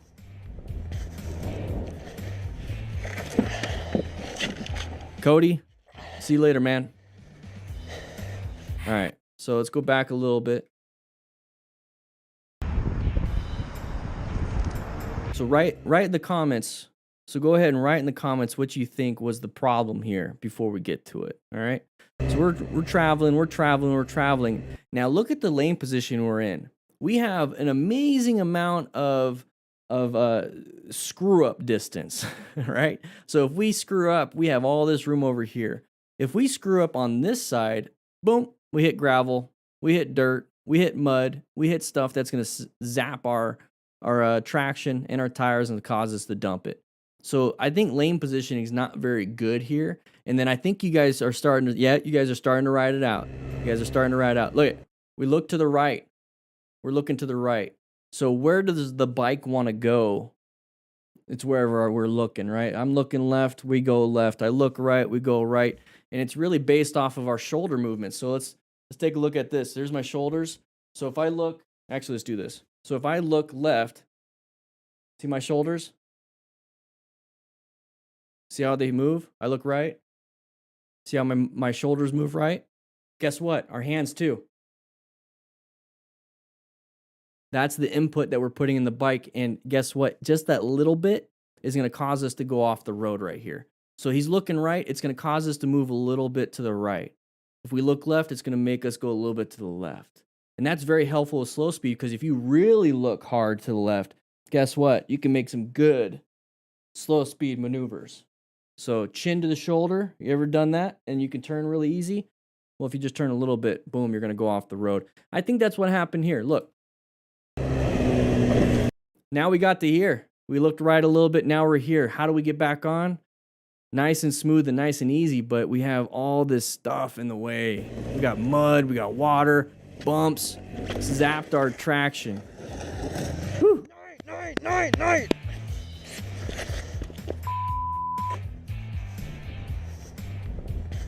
Probably Tan. Yeah, so great, great observation, Tan. Let's take a look at what Tan said. So Tan mentioned, let me see if I can get back to it. I assume he's too scared for a possible passing car, making him go too much left, causing his demise. Yeah, so on the screen, it's to the right. I don't know. Anyways, I get what you mean, though, because maybe he's going as fast as this little scooter can do. So he's off to the side to allow vehicles just to go zoom past, right? So if you're in a position to where you have a low CC bike and you're on a road that you cannot go to the speed limit, this could possibly happen to you. So stick to roads that you're used to, like waterfalls and rivers, something like that. I don't know. All right, so we're traveling through here. We got a corner coming up. Look left, look left, look left. There you go, baby. Look left, look. Oh, snap. I think it was a counter steering problem. What do you guys think? Write it in the comments. The music. Down. All right, that's good. He's gotten better with the editing. All right, so we're gonna go ahead and travel. Let's go back even further. All right, so right here we're gonna set up for the turn. What do we have here? Once again, class, we're getting towards the end, so I think you understand it. We have that blind turn coming up. We're gonna move forward a little bit more, and now we're gonna start initiating the counter steering. But it looks like our head is up here. It looks like we're doing this. Do you guys see that too? It looks like we're kind of doing this. We're not looking through the corner. We're maybe looking with our eyes, right? But we're pushing the bike down. So maybe bad body positioning. So we're starting to push the bike down. What do you think typically happens? Like, who typically does this? Area code, maybe. What happens when we're doing this? Like, who typically does this? Supermoto and beginners? Mario, yeah. Beginners. So the beginners typically like, I'm just going to do this. They're too scared to kind of get their body outside of that inline with the bike, so they start to push it down. It's a little freaky to do this, right?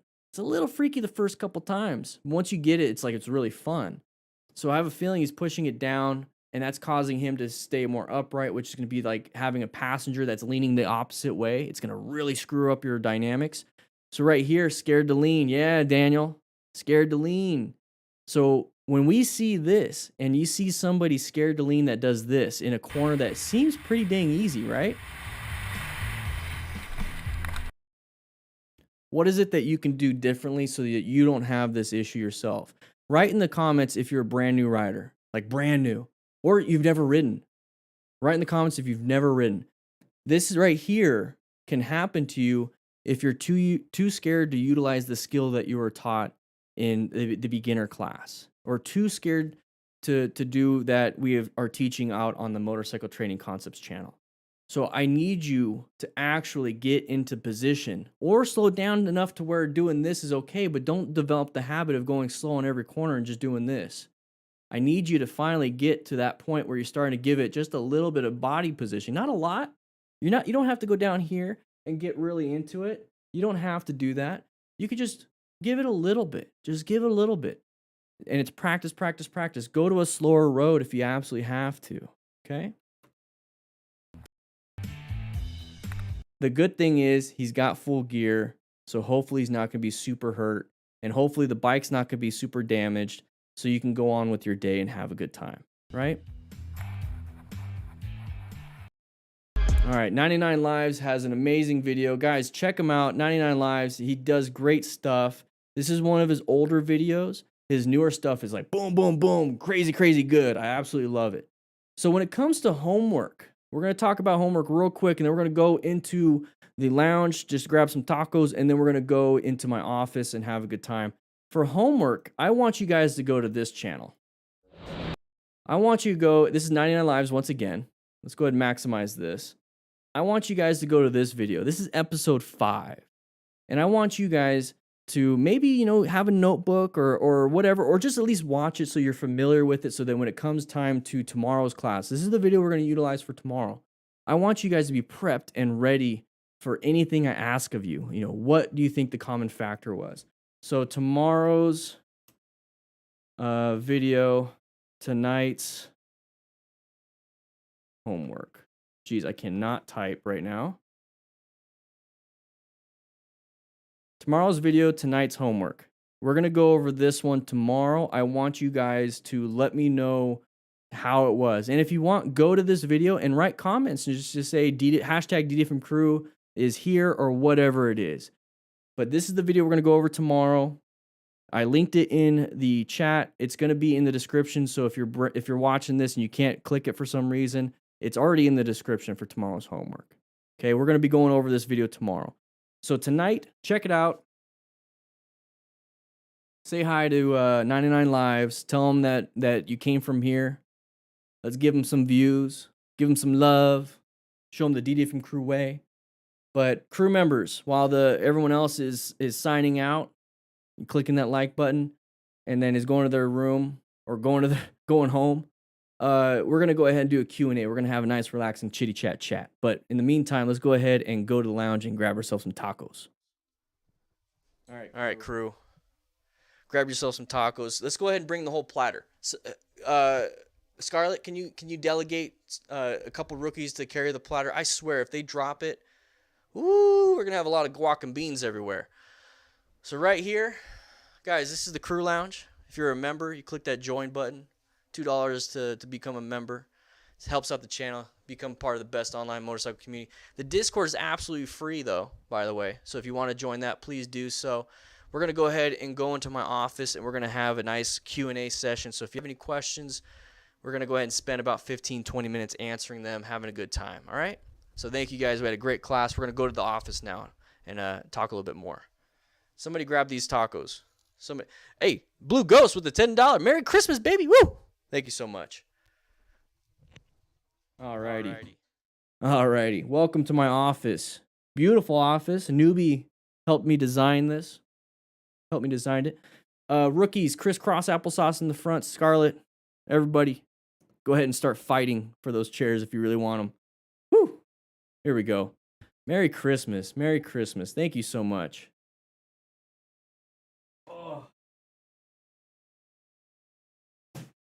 I really like, let me know how the class went. Typically, I'm screaming at you guys. Okay, now we're going to go ahead and relax. Typically, I'm screaming at you guys, but I got my little Bluetooth Raycons, which I'm not sponsored by them. I actually really love them. Let me know how it was, because I typically have these things on, and I'm like, I can't hear myself, so I start screaming. But now I have one ear open, and now I realize that I should probably keep my mouth shut. All right, so now... All right, guys, time to relax. Time to relax a little bit. Now we're going to have a good talk. This is where you can ask me anything. Ask me like, you know, whatever. Give me personal questions. I'll choose not to answer or not. You know, we got questions about the beard. We got questions about my glasses. You know, I like these ones better. You know, Ask anything. It could be motorcycle related or not. Romero, you want me to eat one of those tacos? Shoot. I Chiefs eat last, by the way. So I just wanted some set aside for me because I didn't want them all to be gone. But you guys can go ahead and enjoy yourself. I'll eat after you guys. Implicit, I'm not going to see you all before X-Men. Oh, Happy New Year, safe riding. 2020 did suck, but hey, you know what? Implicit, you became a member in 2020, so it didn't suck too bad, right? Speed limit already called one chair. Oh, Zambonis. Yeah, I see that in the Discord. You guys can have those chairs. That's perfectly fine. See you later, Vasu. My MSF instructor said I suck at countersing. That last dude would have been me if I didn't find this channel and learn more. Justin, I'm just yeah. Here's the thing. I'm glad your instructor said you sucked at it. Maybe they should have said, "Hey, I sucked at teaching you how to do it," and then they were gonna help you out. But you know, at least you figured it out, right? You took it as constructive criticism. I would have spent a little more time on you. You know what I mean? Have you ever had a chance to ride a Yamaha Roadstar Warrior? It's a cruiser that acts like a sport. No, Yami Warrior. Is that your bike? Is that your bike? Yami Warrior, Yamaha Roadstar Warrior. Come on now. No, I haven't though. It sounds a lot like the Kawasaki Vulcan S. You know, it's a sport bike tuned and chassis and everything. Well, not chassis, but it's sport bike. And it's not even tuned. It's cruiser tuned, but it's a sport bike engine, and it's like it's a lot like a sport bike, but it's a cruiser. Is it kind of like the same thing? Let me know. Another thing I've realized is that I have really bad posture, so I'm constantly trying to sit right. Do I wear these earbuds while riding? No, I don't. I wear normal. I wear these. They're just like cheap Sony ones, but I have it plugged into my Cardo Pack Talk Bold, which by the way we have discounts for the crew. Click that link for a discount automatically applied. I have that plugged in. I don't like having the speakers, which honestly I should move to speakers. I just don't like it because I have big ears and they hit them. So I have the plugs in and I don't hit my ears, but I should because then I can have ear protection with it. These kind of act like ear protection too. My first time, I've been watching your videos for a long time, so I joined. I'm a retired veteran, finally going for a ride. Rider guy, hey man, thank you for your service. And I just want you to be safe. You understand PPE and everything, risk management, so please take that from your military service into motorcycle riding and treat it as serious as making sure you have, you know, your equipment in check and your buddies have their equipment in check. You know, translate some of that. Seriously, you could probably help and save somebody's life if you use some of your skills that you learned in the military to motorcycle riding. Serious. Thank you for your service. Dan, is off-road riding useful for control? So door de vlor. Yes. Off-road riding, you're going to learn a lot more about traction loss than you would about on-road riding. Because on-road, you pretty much have traction all the time until you don't. Off-road, you pretty much have no traction until you do. So you're going to learn quite a bit. So practicing off-road is actually really good, or starting off-road is really good. So having a dual sport as a beginner bike, I'm honestly going to tell you guys, dual sport bikes are the best beginner bikes. The Honda Rebel 500 and 300 is the best cruiser for beginners. But man, you can't go wrong with the dual sport because you can practice both and you're going to learn about all that stuff. Dan, when's the Manscaped sponsorship coming in? I don't know, Peter. And that's one of those things is I only allow sponsors on this channel if it means that I've already been using it and I truly love it. I've turned down probably 10 real, like we're going down the process of getting the sponsor for the channel, but then I realized there was something that I didn't like about the product because I always test them out before I do it, that I wasn't going to do it on the channel. And it was fine. I sent the stuff back. So I'm testing out this. It's the little J-Con earbuds. And I'm not sponsored by them, but I'm liking them so far. I've been testing them out for a couple weeks. The Cardo Pack Talks, have been using them this whole time. My rock form case, I've used it for years now. Love them. I got my kids' cases. So that's really the only thing I do. So Manscaped, I've had no real need. I mean, I just do Dollar Shave Club razors, which I'm not sponsored, by the way. And I just shave my head and I just take care of myself in, you know, just some cheapo clippers, which, you know, by the way, I mean, Manscaped has some good stuff. So maybe I should check them out. I've never tested them, so I wouldn't know. Would not know. But Manscaped, if you're out there, if you're watching, hey, send me something. I'll test it out for a little bit, and then I'll see if it's good enough for my viewers and my crew. Been working on progressive braking for speeds up to 65 miles in total stopping distance equals 150 feet. About an hour a week of dedicated practice. Good, Christopher. Hey, that's coming from some rider coach. You know that you need to do that, right? You're doing good, man. And that's a tough thing to practice your progressive brake pressure at that speeds. You got to find a road to be able to do that. And one thing you can do is, so you can practice that, is practice it going on an off ramp for anybody else. So you're going 65, 75, whatever on the interstate, and you hit that off ramp, or you go on it. You don't hit it. You go on the off ramp, and then from there you start to apply brake pressure and see what you can do. Obviously, hopefully nobody's behind you. What is the difference between a death wobble and a wobble from a bike trying to get traction? So a death wobble is the front suspension. So you have those two front forks in the suspension. What happens with the death wobble is they start doing this instead of doing this. Okay, so they start doing this, which translates to the handlebars doing this, which causes that death wobble. So to prevent the suspension doing this, you want to obviously go over a bump at appropriate speed. So it does this. When you land a wheelie and you're kind of like twisted, it starts to do this. With your tire inflated wrong, it could possibly do this. With one fork, let's say this fork is damaged. There's no oil in it. The fork seal's blew a couple weeks ago and you haven't checked it. So it's not doing what it's supposed to be doing, and it's kind of lagging behind, or it's bottoming out versus the other one. That's when you get those death wobbles.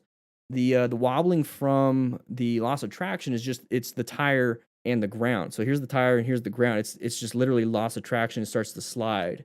And then when it grabs traction, it goes back to where it should be. So it's that jerky movement. That's the difference between the two.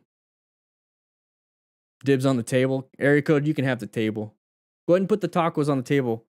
Area code. Go ahead and put the tacos on the table. You can hand them out. Maybe hand them out. Hand out plates, Where are you guys, by the way? Where are you guys? What is the difference between it? Okay. Have you you never know what tomorrow brings. Stay safe, Jarius. Thank you. Any tips for someone which picks up his first bike tomorrow? Take it easy. So here's the thing: your first bike, and I always say that. I say like something real quick. Hey, take it easy. Go slow, and then I kind of go into the nuance of it. So it's easy to say take it easy, but what does that mean? So for you as a new rider, it's a brand new bike, and this is for anybody that's getting on a bike they haven't been on yet. So that as a new rider, you've never been on a bike. As an experienced rider, you've been on bikes, but maybe you're going on a new bike. Figure out the friction zone first thing, okay? So if you sit on it, figure out the friction zone. Start to release it a little bit until you start to go and then pull it in. Release it a little bit, start to go, pull it in, and then get back into position. And then before you really take off, get a good feel for that brake. Do you have to like squeeze it a little bit and then squeeze more to finally get that 10%? Or is it immediately when you touch it? Same thing with that rear tire. So get a feel for those primary controls. And we actually talked about that in the front office, the front lobby. So check out Motorcycle Training Concepts. I have a full course from motorcycle familiarization, how to mount the bike, how to find friction zone, how to find the brakes, what to do, or do a straight line weave, a slow line, an offset weave, a tight turn, U-turn, figure eight, how to shift. I have it on that second channel, Motorcycle Training Concepts. It's a full-on course just to kind of get you prepped and ready. We're actually utilizing Aaron's motorcycle. He actually won that motorcycle. But the thing that I want you to do as a new rider and as any rider that is getting on a newer bike or a bike that's different than theirs, find the friction zone, find the brakes, and see if the throttle is super duper responsive or not. So that way you can kind of figure out the primary controls. Everything else should fall into place. Counter steering is the same thing across bikes. Body ergonomics are different across bikes, but basically everything is the same across bikes except for friction zone, maybe throttle control, and then braking. So double check those things first. And if it's a new bike, it should have good tires, but learn T-clock. Start that habit now. What was my first bike and why did I grab that one? Bartech. Great question, man. I've answered it quite a bit, but I'll do it again. It's simple. I practice it quite a bit. November 2011, I went to a Harley dealership and got myself a 2012 Harley Davidson Sportster Nightster 1200. Jeez, that's a long name. It's basically a Sportster 1200 cc's. Okay, brand spanking new. Cost me 14 grand. And the reason why I got that is because my best bro, Motos with Matt, he popped in the chat at the very beginning. We're hoping to bring back after the ride and do some more things, do some fun things. He's very smart, knows a lot more about motorcycles than I do, but I know more about safety than him. So it's a great combination of intellect and insight. He had a 2008 Harley Davidson Sportster Nightster. It was a black and gray. If anybody can see that if somebody wants to post that on the Discord, I'll go and throw it up on the screen real quick. And he had a 2008 ape hangers, forward controls, all that stuff. And he's like, "Hey man, get into riding," and that's the only bike I knew.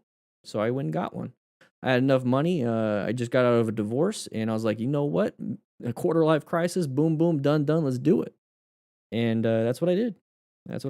And I had it all the way until 2019. I had that same bike all the way to 2019. And I traded it in for my baby. Ooh, baby. My 2019 Indian FTR 1200S. Ooh, yeah. Sorry, I have to close my eyes because I think about her when I'm thinking about her. Right? Something like that. Dan, I need a friend. Do you want to be my friend? Door, hey, if you need a friend, pop on the Discord. You're going to find 6,000 plus friends. But that doesn't mean I can't be your friend. But then we have that problem where I'm the chief. What do I do? That's the. What do I do? I think I'm missing some stuff. Let me see if I can power through some of these things. Let me see if I can power some of these things. All right. There we go. I'm back up. Mario, thank you for saying you love my classes. I appreciate it. Angel Crisis, is this what you envisioned for DDFM at the beginning of the year? No. No, Angel, here's the thing. How it's happening, Angel, I didn't think that was how this is all going to shape up. I'm constantly evolving in terms of how I can deliver the best education and how I can best get my mission and vision out to people. My principles have never changed. It's always been about you guys. It's always been you'll never ride alone. Okay, I've tried to figure out how I can get inside your guys' heads, and the only way I can figure that out is how do people get in my head, and how do I get to that point? Well, as a firefighter, I learned patterns, I learned color codes, I learned situation awareness. The things that I think of, I had to figure out a way to get it out to you guys to where it's you guys are thinking it too. So I pull from my experience, and I've always done that. I've figured out, a while back, rider tips while I'm riding. People enjoyed the vision, the view of everything, but then they also got a good, some tips to where that helps out. And then I became a coach, and then I'm like, okay, well, now I know how to actually teach people with adult learning principles. And so it's just constantly been evolving, but it's always been the same thing. I want to keep you guys safe. I want you guys to not die. I want you guys to have education. How do I do that? The best way, a lot of it is free because it's more inclusive. People that can't afford it doesn't mean they shouldn't be safe. So it's like I'm constantly trying to figure out different ways, and it all comes down to being a public servant. It really does. I was a firefighter since I was 19 years old. I'm 33 years old now, and I feel like I'm here to serve the public in whatever way. So that's kind of what I'm doing. I'm just figuring out different ways to do it, and I absolutely love video games. I love Dr. Disrespect. I love streaming. I love having classes. I want to, combine them all together, right? I'm having a good time. I did not think that I was going to be doing live streams like this at the beginning of the year. I really didn't. But it's a lot of fun. Good question, man. That's a great question. I love always reading your insights and everything, man. Have I ridden a Yamaha Nikon? No, I have not. I want to, though. I want to see how it improves things. When riding off-road, standing in the pegs helps. It can, from getting bucked up, but I'm not the person to really ask that. Brett T-Tax or 40 Times Around or Everride have probably answered that way better than I could. Dan, did you ride the Goldwing? No, I haven't rode a Goldwing, but I want to. I rode the Indian Challenger. I know they're not the same, but man, I love it. Have you rode in snow recently? No, I have not. I really can't figure out how some of those videos where the rider has a car brake nearly 2 football fields away and still speeds up and hits the car. Blue Ghost could just it could just be zoned out. Could literally just be zoned out, man. Could literally be zoned out. That's probably what it is. Speed limit challenger. Sorry, I missed it. Still here, Speed? Still here? Dan, I apologize if I'm interrupting the class, but after class we have a number of us are going to DD from Discord for an after party. Rumor has it Scarlett is going to ride the mechanical bull. Ooh, Scarlett, you gonna ride the mechanical bull? Woo wee! Thank you for the $20 donation. Speed limit, there you are, baby. I love seeing your Instagram posts. Serious, I really do. I love it. I follow all my mods. So if I'm not following you, Scarlett, let me know. I don't think I've seen anything from you in a while. But yeah, we have a Discord, absolutely free, 6,000 plus crew members in there. Click the link right there in the comments, in the chat, and you'll get access to it for free. All right, let me see if I can power through some of these things. What are my ideas about Goldwing? Love it. It's a great bike. I think Honda is just they're just killing everything. They're doing great. They're absolutely, you can't go wrong with a Honda. Really. Goldwings are amazing. If I wasn't going to get a Challenger, I'd probably get a Goldwing. I'm just not there yet. You can adjust your friction zone through your clutch lever setting too. Yeah, so follow your owner's manual for that. You could do that. It's really cool. Is it fine to use slight rear brake, engine brake combined with it, downshifting front brake as well? Yeah, Daniel. Yeah, you can. Yeah, you can. You'll save your brakes when you use engine braking, and the fact that you're downshifting will put you in the right gear for the right for the right revolutions for your motorcycle, the RPMs. And so then if you have to utilize some throttle, you're already in the right spot. So don't just brake and then once you at a complete stop because you held in the clutch, you just downshift at the light. Don't do that. You want to downshift while like doing it smoothly, while applying good and smooth progressive brake pressure, because you never know, you might have to speed up. You don't want to be in 5th gear downshift at the light, because once halfway through the light, it turns green and now you got to go, but then you release the clutch and you're in 5th gear and you're like, you maybe stall. So yeah, you want to use a combination of all of that. Our MSF course is still happening with COVID going on. Anybody know? Yes, they are. Halvieri, it's just dependent on your area and if those programs are still running in that area. It might be shut down in different states, different counties, different cities, but I know locally we have them, and I think there's just restrictions on some of the things. Thanks for the stream. I've really enjoyed this class. Hey, Mario, thank you. Vulcan S, Peter Kim. It's a great bike. Can't go wrong. Go sit on it, see if you like it. Why did I move from the HD to Indian? I love my HD. I love it. I wish I didn't trade it in, honestly. I went to Indian because for like 4 years before it became available, I've been following the Indian FTR 750 for flat tracking. I was like, man, I want that thing. It looks so sick. It looks amazing. It looks beautiful. And then they decided to make a production version of it. I was like, oh, that's it. I'm doing it. It's just, that's what it is. If Harley comes out with something that I absolutely think is better than my bike, I'll save up for that too. I have zero brand loyalty. I shouldn't say that. Brands are all like, hey, well, we don't want to be on him. It's like, well, that's the thing. If you have a good product, then you shouldn't have to worry about me. Is your channel going to evolve into? Yeah, dude, Yami, I have no idea what it's going to evolve into in 2021. What I do know is that I'm going to be dedicating more time to motorcycle training concepts and after the ride in 2021. I've been freeing up time and being more efficient with what I'm doing because I'm constantly doing AARs basically on my workflow and how I'm doing things, what you guys like versus what I feel like you guys should have. And then I combine them together to where I feel like you guys like what I'm trying to get you to understand. Constantly evolving. I finally found a place I think that I'm comfortable with, but I'm constantly going to evolve that. But it allows me to move on to other things that I think would be beneficial towards the same principles of I want you guys to be safe.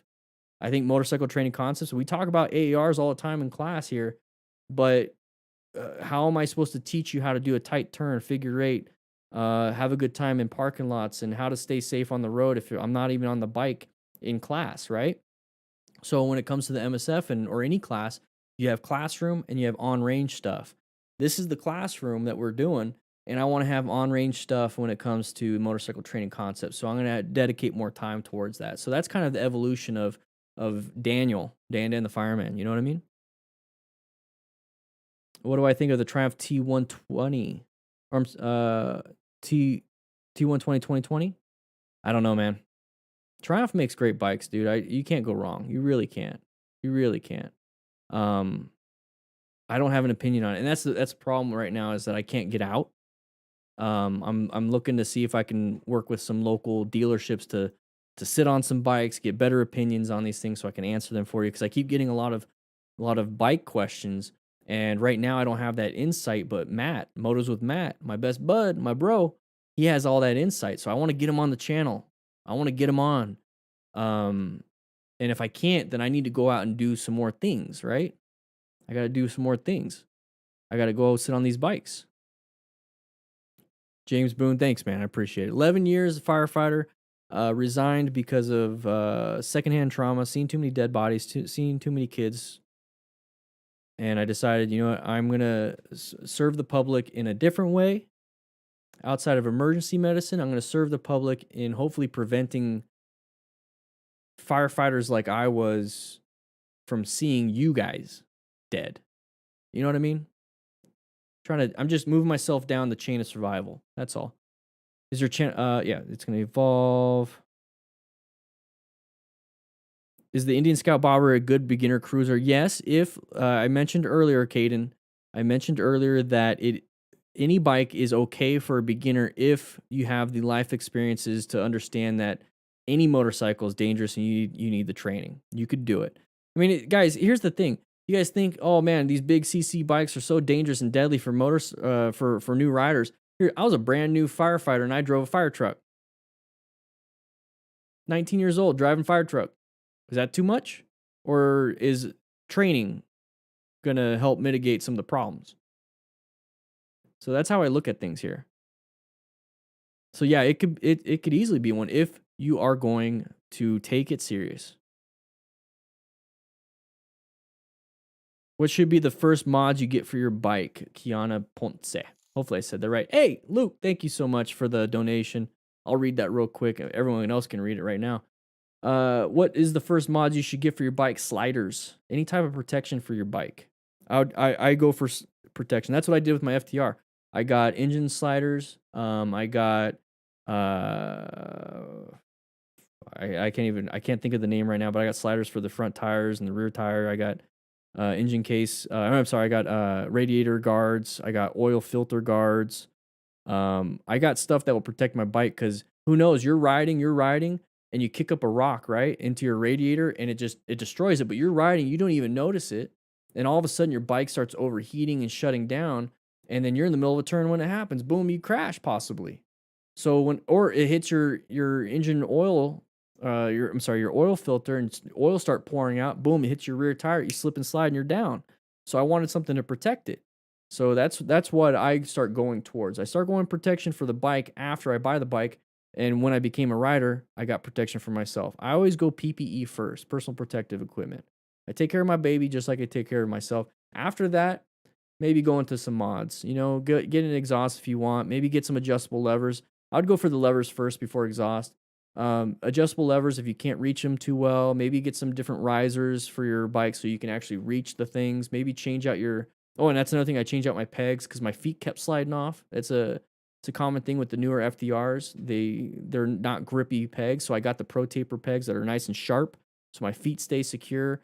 There's a bunch of different things that can really make it to where you have more control of the bike, and that's kind of what I want to get at. Is I want to protect the bike with mods, and then I want to make the bike have more control. Or it allows me to have more control. Yeah, Scarlett, they're like mid/rear. They're not rear or mid. It's really interesting. Let's see if I can power through it, guys. I'm sorry. I spent a lot of time, which is good, which is good. John P. Never stop learning. Yeah, baby.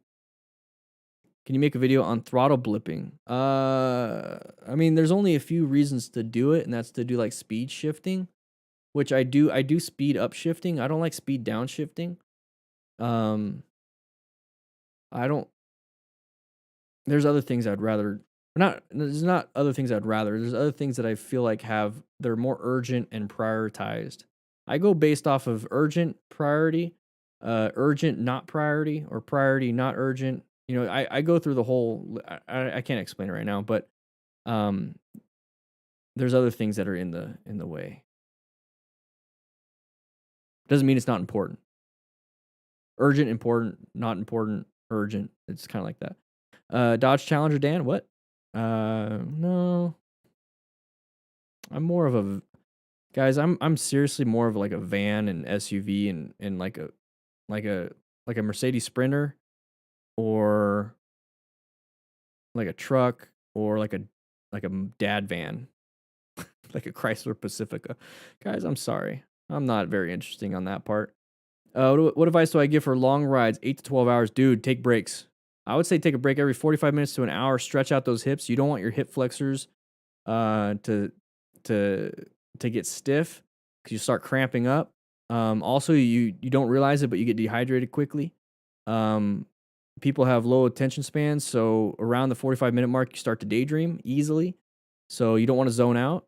I take those opportunities to just get gas, just get some gas, and top it off. And in 8 to 12 hours, I'd probably have 8 to 12 receipts for filling up a gas tank. That's kind of how I do. Bam Bam, where do you find classes again in Tucson? You can go to Ride Arizona MTC or Team Arizona. I believe they're both holding classes right now, I believe. Should I go with the Rebel 1100 from CBE 650F? If you want, it's a Rebel 1100's honestly a badass bike. You're getting a lot for that, for how much money you're spending. That's a crazy thing. It's not that expensive compared to what you're getting. You're getting a lot of value for the money.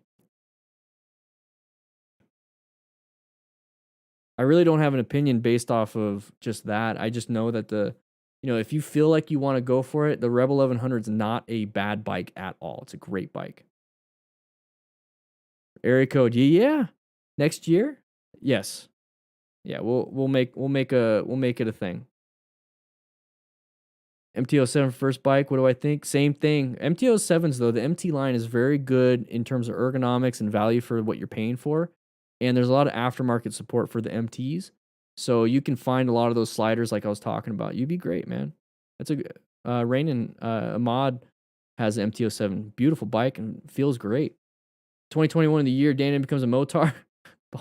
Yeah, I want to work with Progressive again this year. We were supposed to work this year in 2020, but everything hit. So 2021, I'm hoping to work with Progressive again and then maybe become the Moto Flow or the new Motar.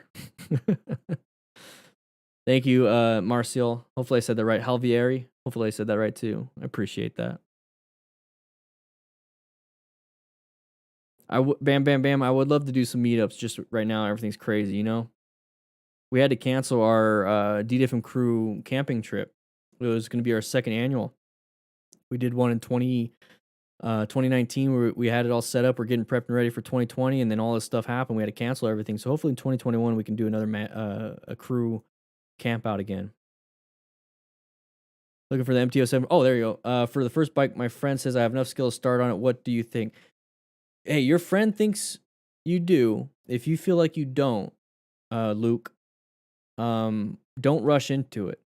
Just because your friend says you can doesn't mean you do. Okay, that's that peer pressure. It could be good. He might be giving you the confidence that you should have.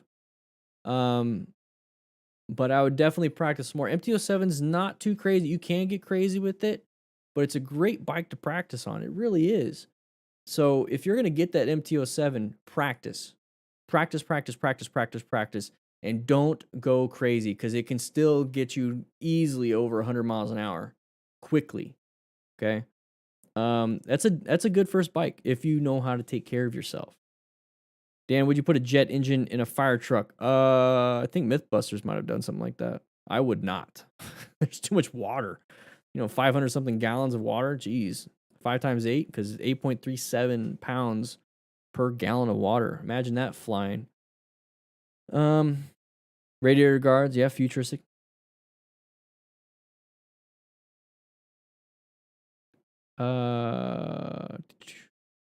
Would you recommend car park practice in the wet? Yeah. Retep 76. So if you're gonna be practicing in a parking lot when it's dry, that's great. But how do you feel then all of a sudden when it rains? Do you feel a little less confident?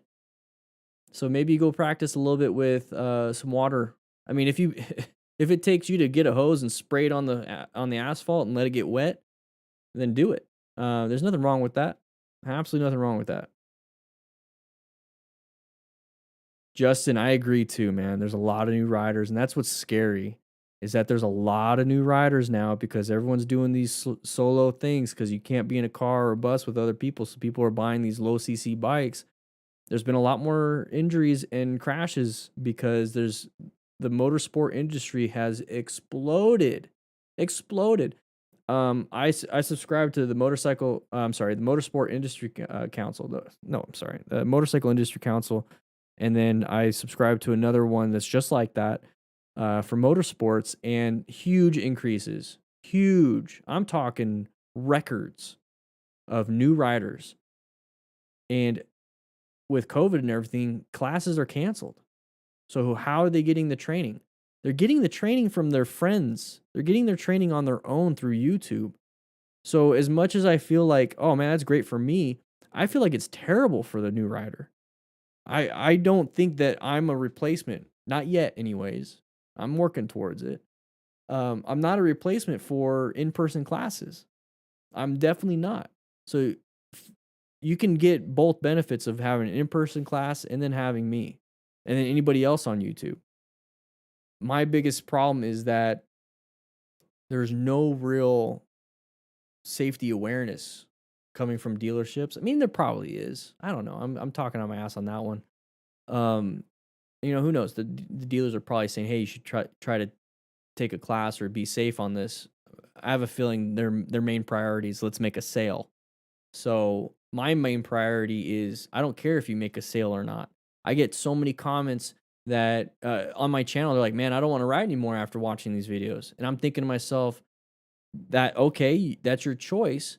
But then I also tell people get some training, and then you might feel more confident so that these problems won't be the issue. Hey, 99 Lives. Hey, what's up, man? Great video, guys. From 99 Lives. Check him out. Click like if you're on desktop or on your phone, just click his name and go to his channel and subscribe. Someone told me the intent on the Brazil clip is for internet connection because most of them are delivery drivers, so they need connection. They are not as developed as US. Oh, that could be it. Somebody was telling me, or a lot of people in the chat in Brazil were telling me that it's like for kites. They're cutting kites that go across the street and stuff, which is weird, right? Because you would think if a car was going across, like going down the street, it would have broken the kite string because the motorcycle is the same level, if not lower. So I don't know. I don't know. I have a feeling you're right on the ball with that one. Yeah, 99 Lives has some great content, guys. He's got some amazing stuff, great editing, makes it fun. Good stuff. 99 Lives, I hope you don't mind. The way I look at your channel and then like Moto Madness and everyone is that, I'm a streamer, right? I'm hosting a class, I'm a streamer, and I treat yours as like probably the best game out, right? So you're like Warzone, you're like Call of Duty or maybe Fortnite, whatever you guys like. One of the more popular ones. I choose yours because it's amazing. Moto Madness and all of them, those are good games, but I like yours the best. So I'm going to keep using yours. If it's okay, please let me know. Hey man, send me an email and you're like, hey, and I'll be like, all right, cool. I'll do that. But I'm trying my best to get it to a point where it's like I tell people to go to the channel too. It's like, go there, go there, go there, go there, go there. So tonight's homework, if you're still here, 99 Lives, tonight's homework for the class was to go to another video. So like this video right here and just watch it and figure out what it is that's happening with all these riders. And I also wanted them to write hashtag DDFM crew, but I wanted them to watch this video and then come back tomorrow because we're going to watch this video tomorrow and go over it and use it as a training lesson / game because I'm a streamer and all that stuff now. So that's kind of where I'm at with that. Love your stuff. No one remember. I saw that. Nobody remembers PUBG or Apex. Yeah, nobody remembers that. What about King of the Kill? Yep. What about that? Where can you obtain a trauma kit? There's plenty out there, but I'm gonna give you, I think, the best for the buck. It's on accidentscene.org. Let me just get it for you. Right now, this is the best bang for the buck, and I'm not trying to take anybody's glory, but my crew keeps asking about a kit, and I want to be able to provide it, right? So in the meantime, this is probably the best trauma kit you can get for the price, and it's based off of evidence through accidentscene.org, which I'm an accident scene management instructor.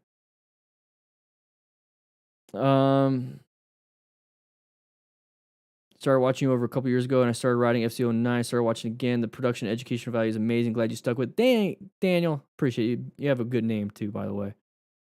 So Nitrous Ninja, I just posted in the comments in the chat. Should we wave at other riders? Yeah, I wave at everybody, even car drivers. Good question. Are motorcycle prices going up or down for 2021? It's always going to go up because they're always going to include new technology. But I mean, that's probably based off of inflation and market. I mean, that's above my expertise and insight. That's a Motos with Matt question. Luke plays, baby. Welcome to the crew. Yeah, it's gonna pop up here, man. Appreciate it. I was taught by my dad years ago, but still go through a riding course every couple years, including advanced training. John, exactly what you should be doing. Welcome, Luke. Guys, it's time for me to go for a walk. I realized it is 5:21. I need to get going. So, class, head on to the Discord. Discord is absolutely free. Head to the Discord. We're going to have some fun. I'm going to show you what the crew lounge looks like. Here we go, baby. I got to get going. Thank you so much. We're going to do this again tomorrow at 3 p.m. Mountain Standard Time. Make sure you hit that subscription and notification bell. I'll be seeing you around. Ooh, this is it. This is the Discord. Let's do a happy. Ooh, I like that one.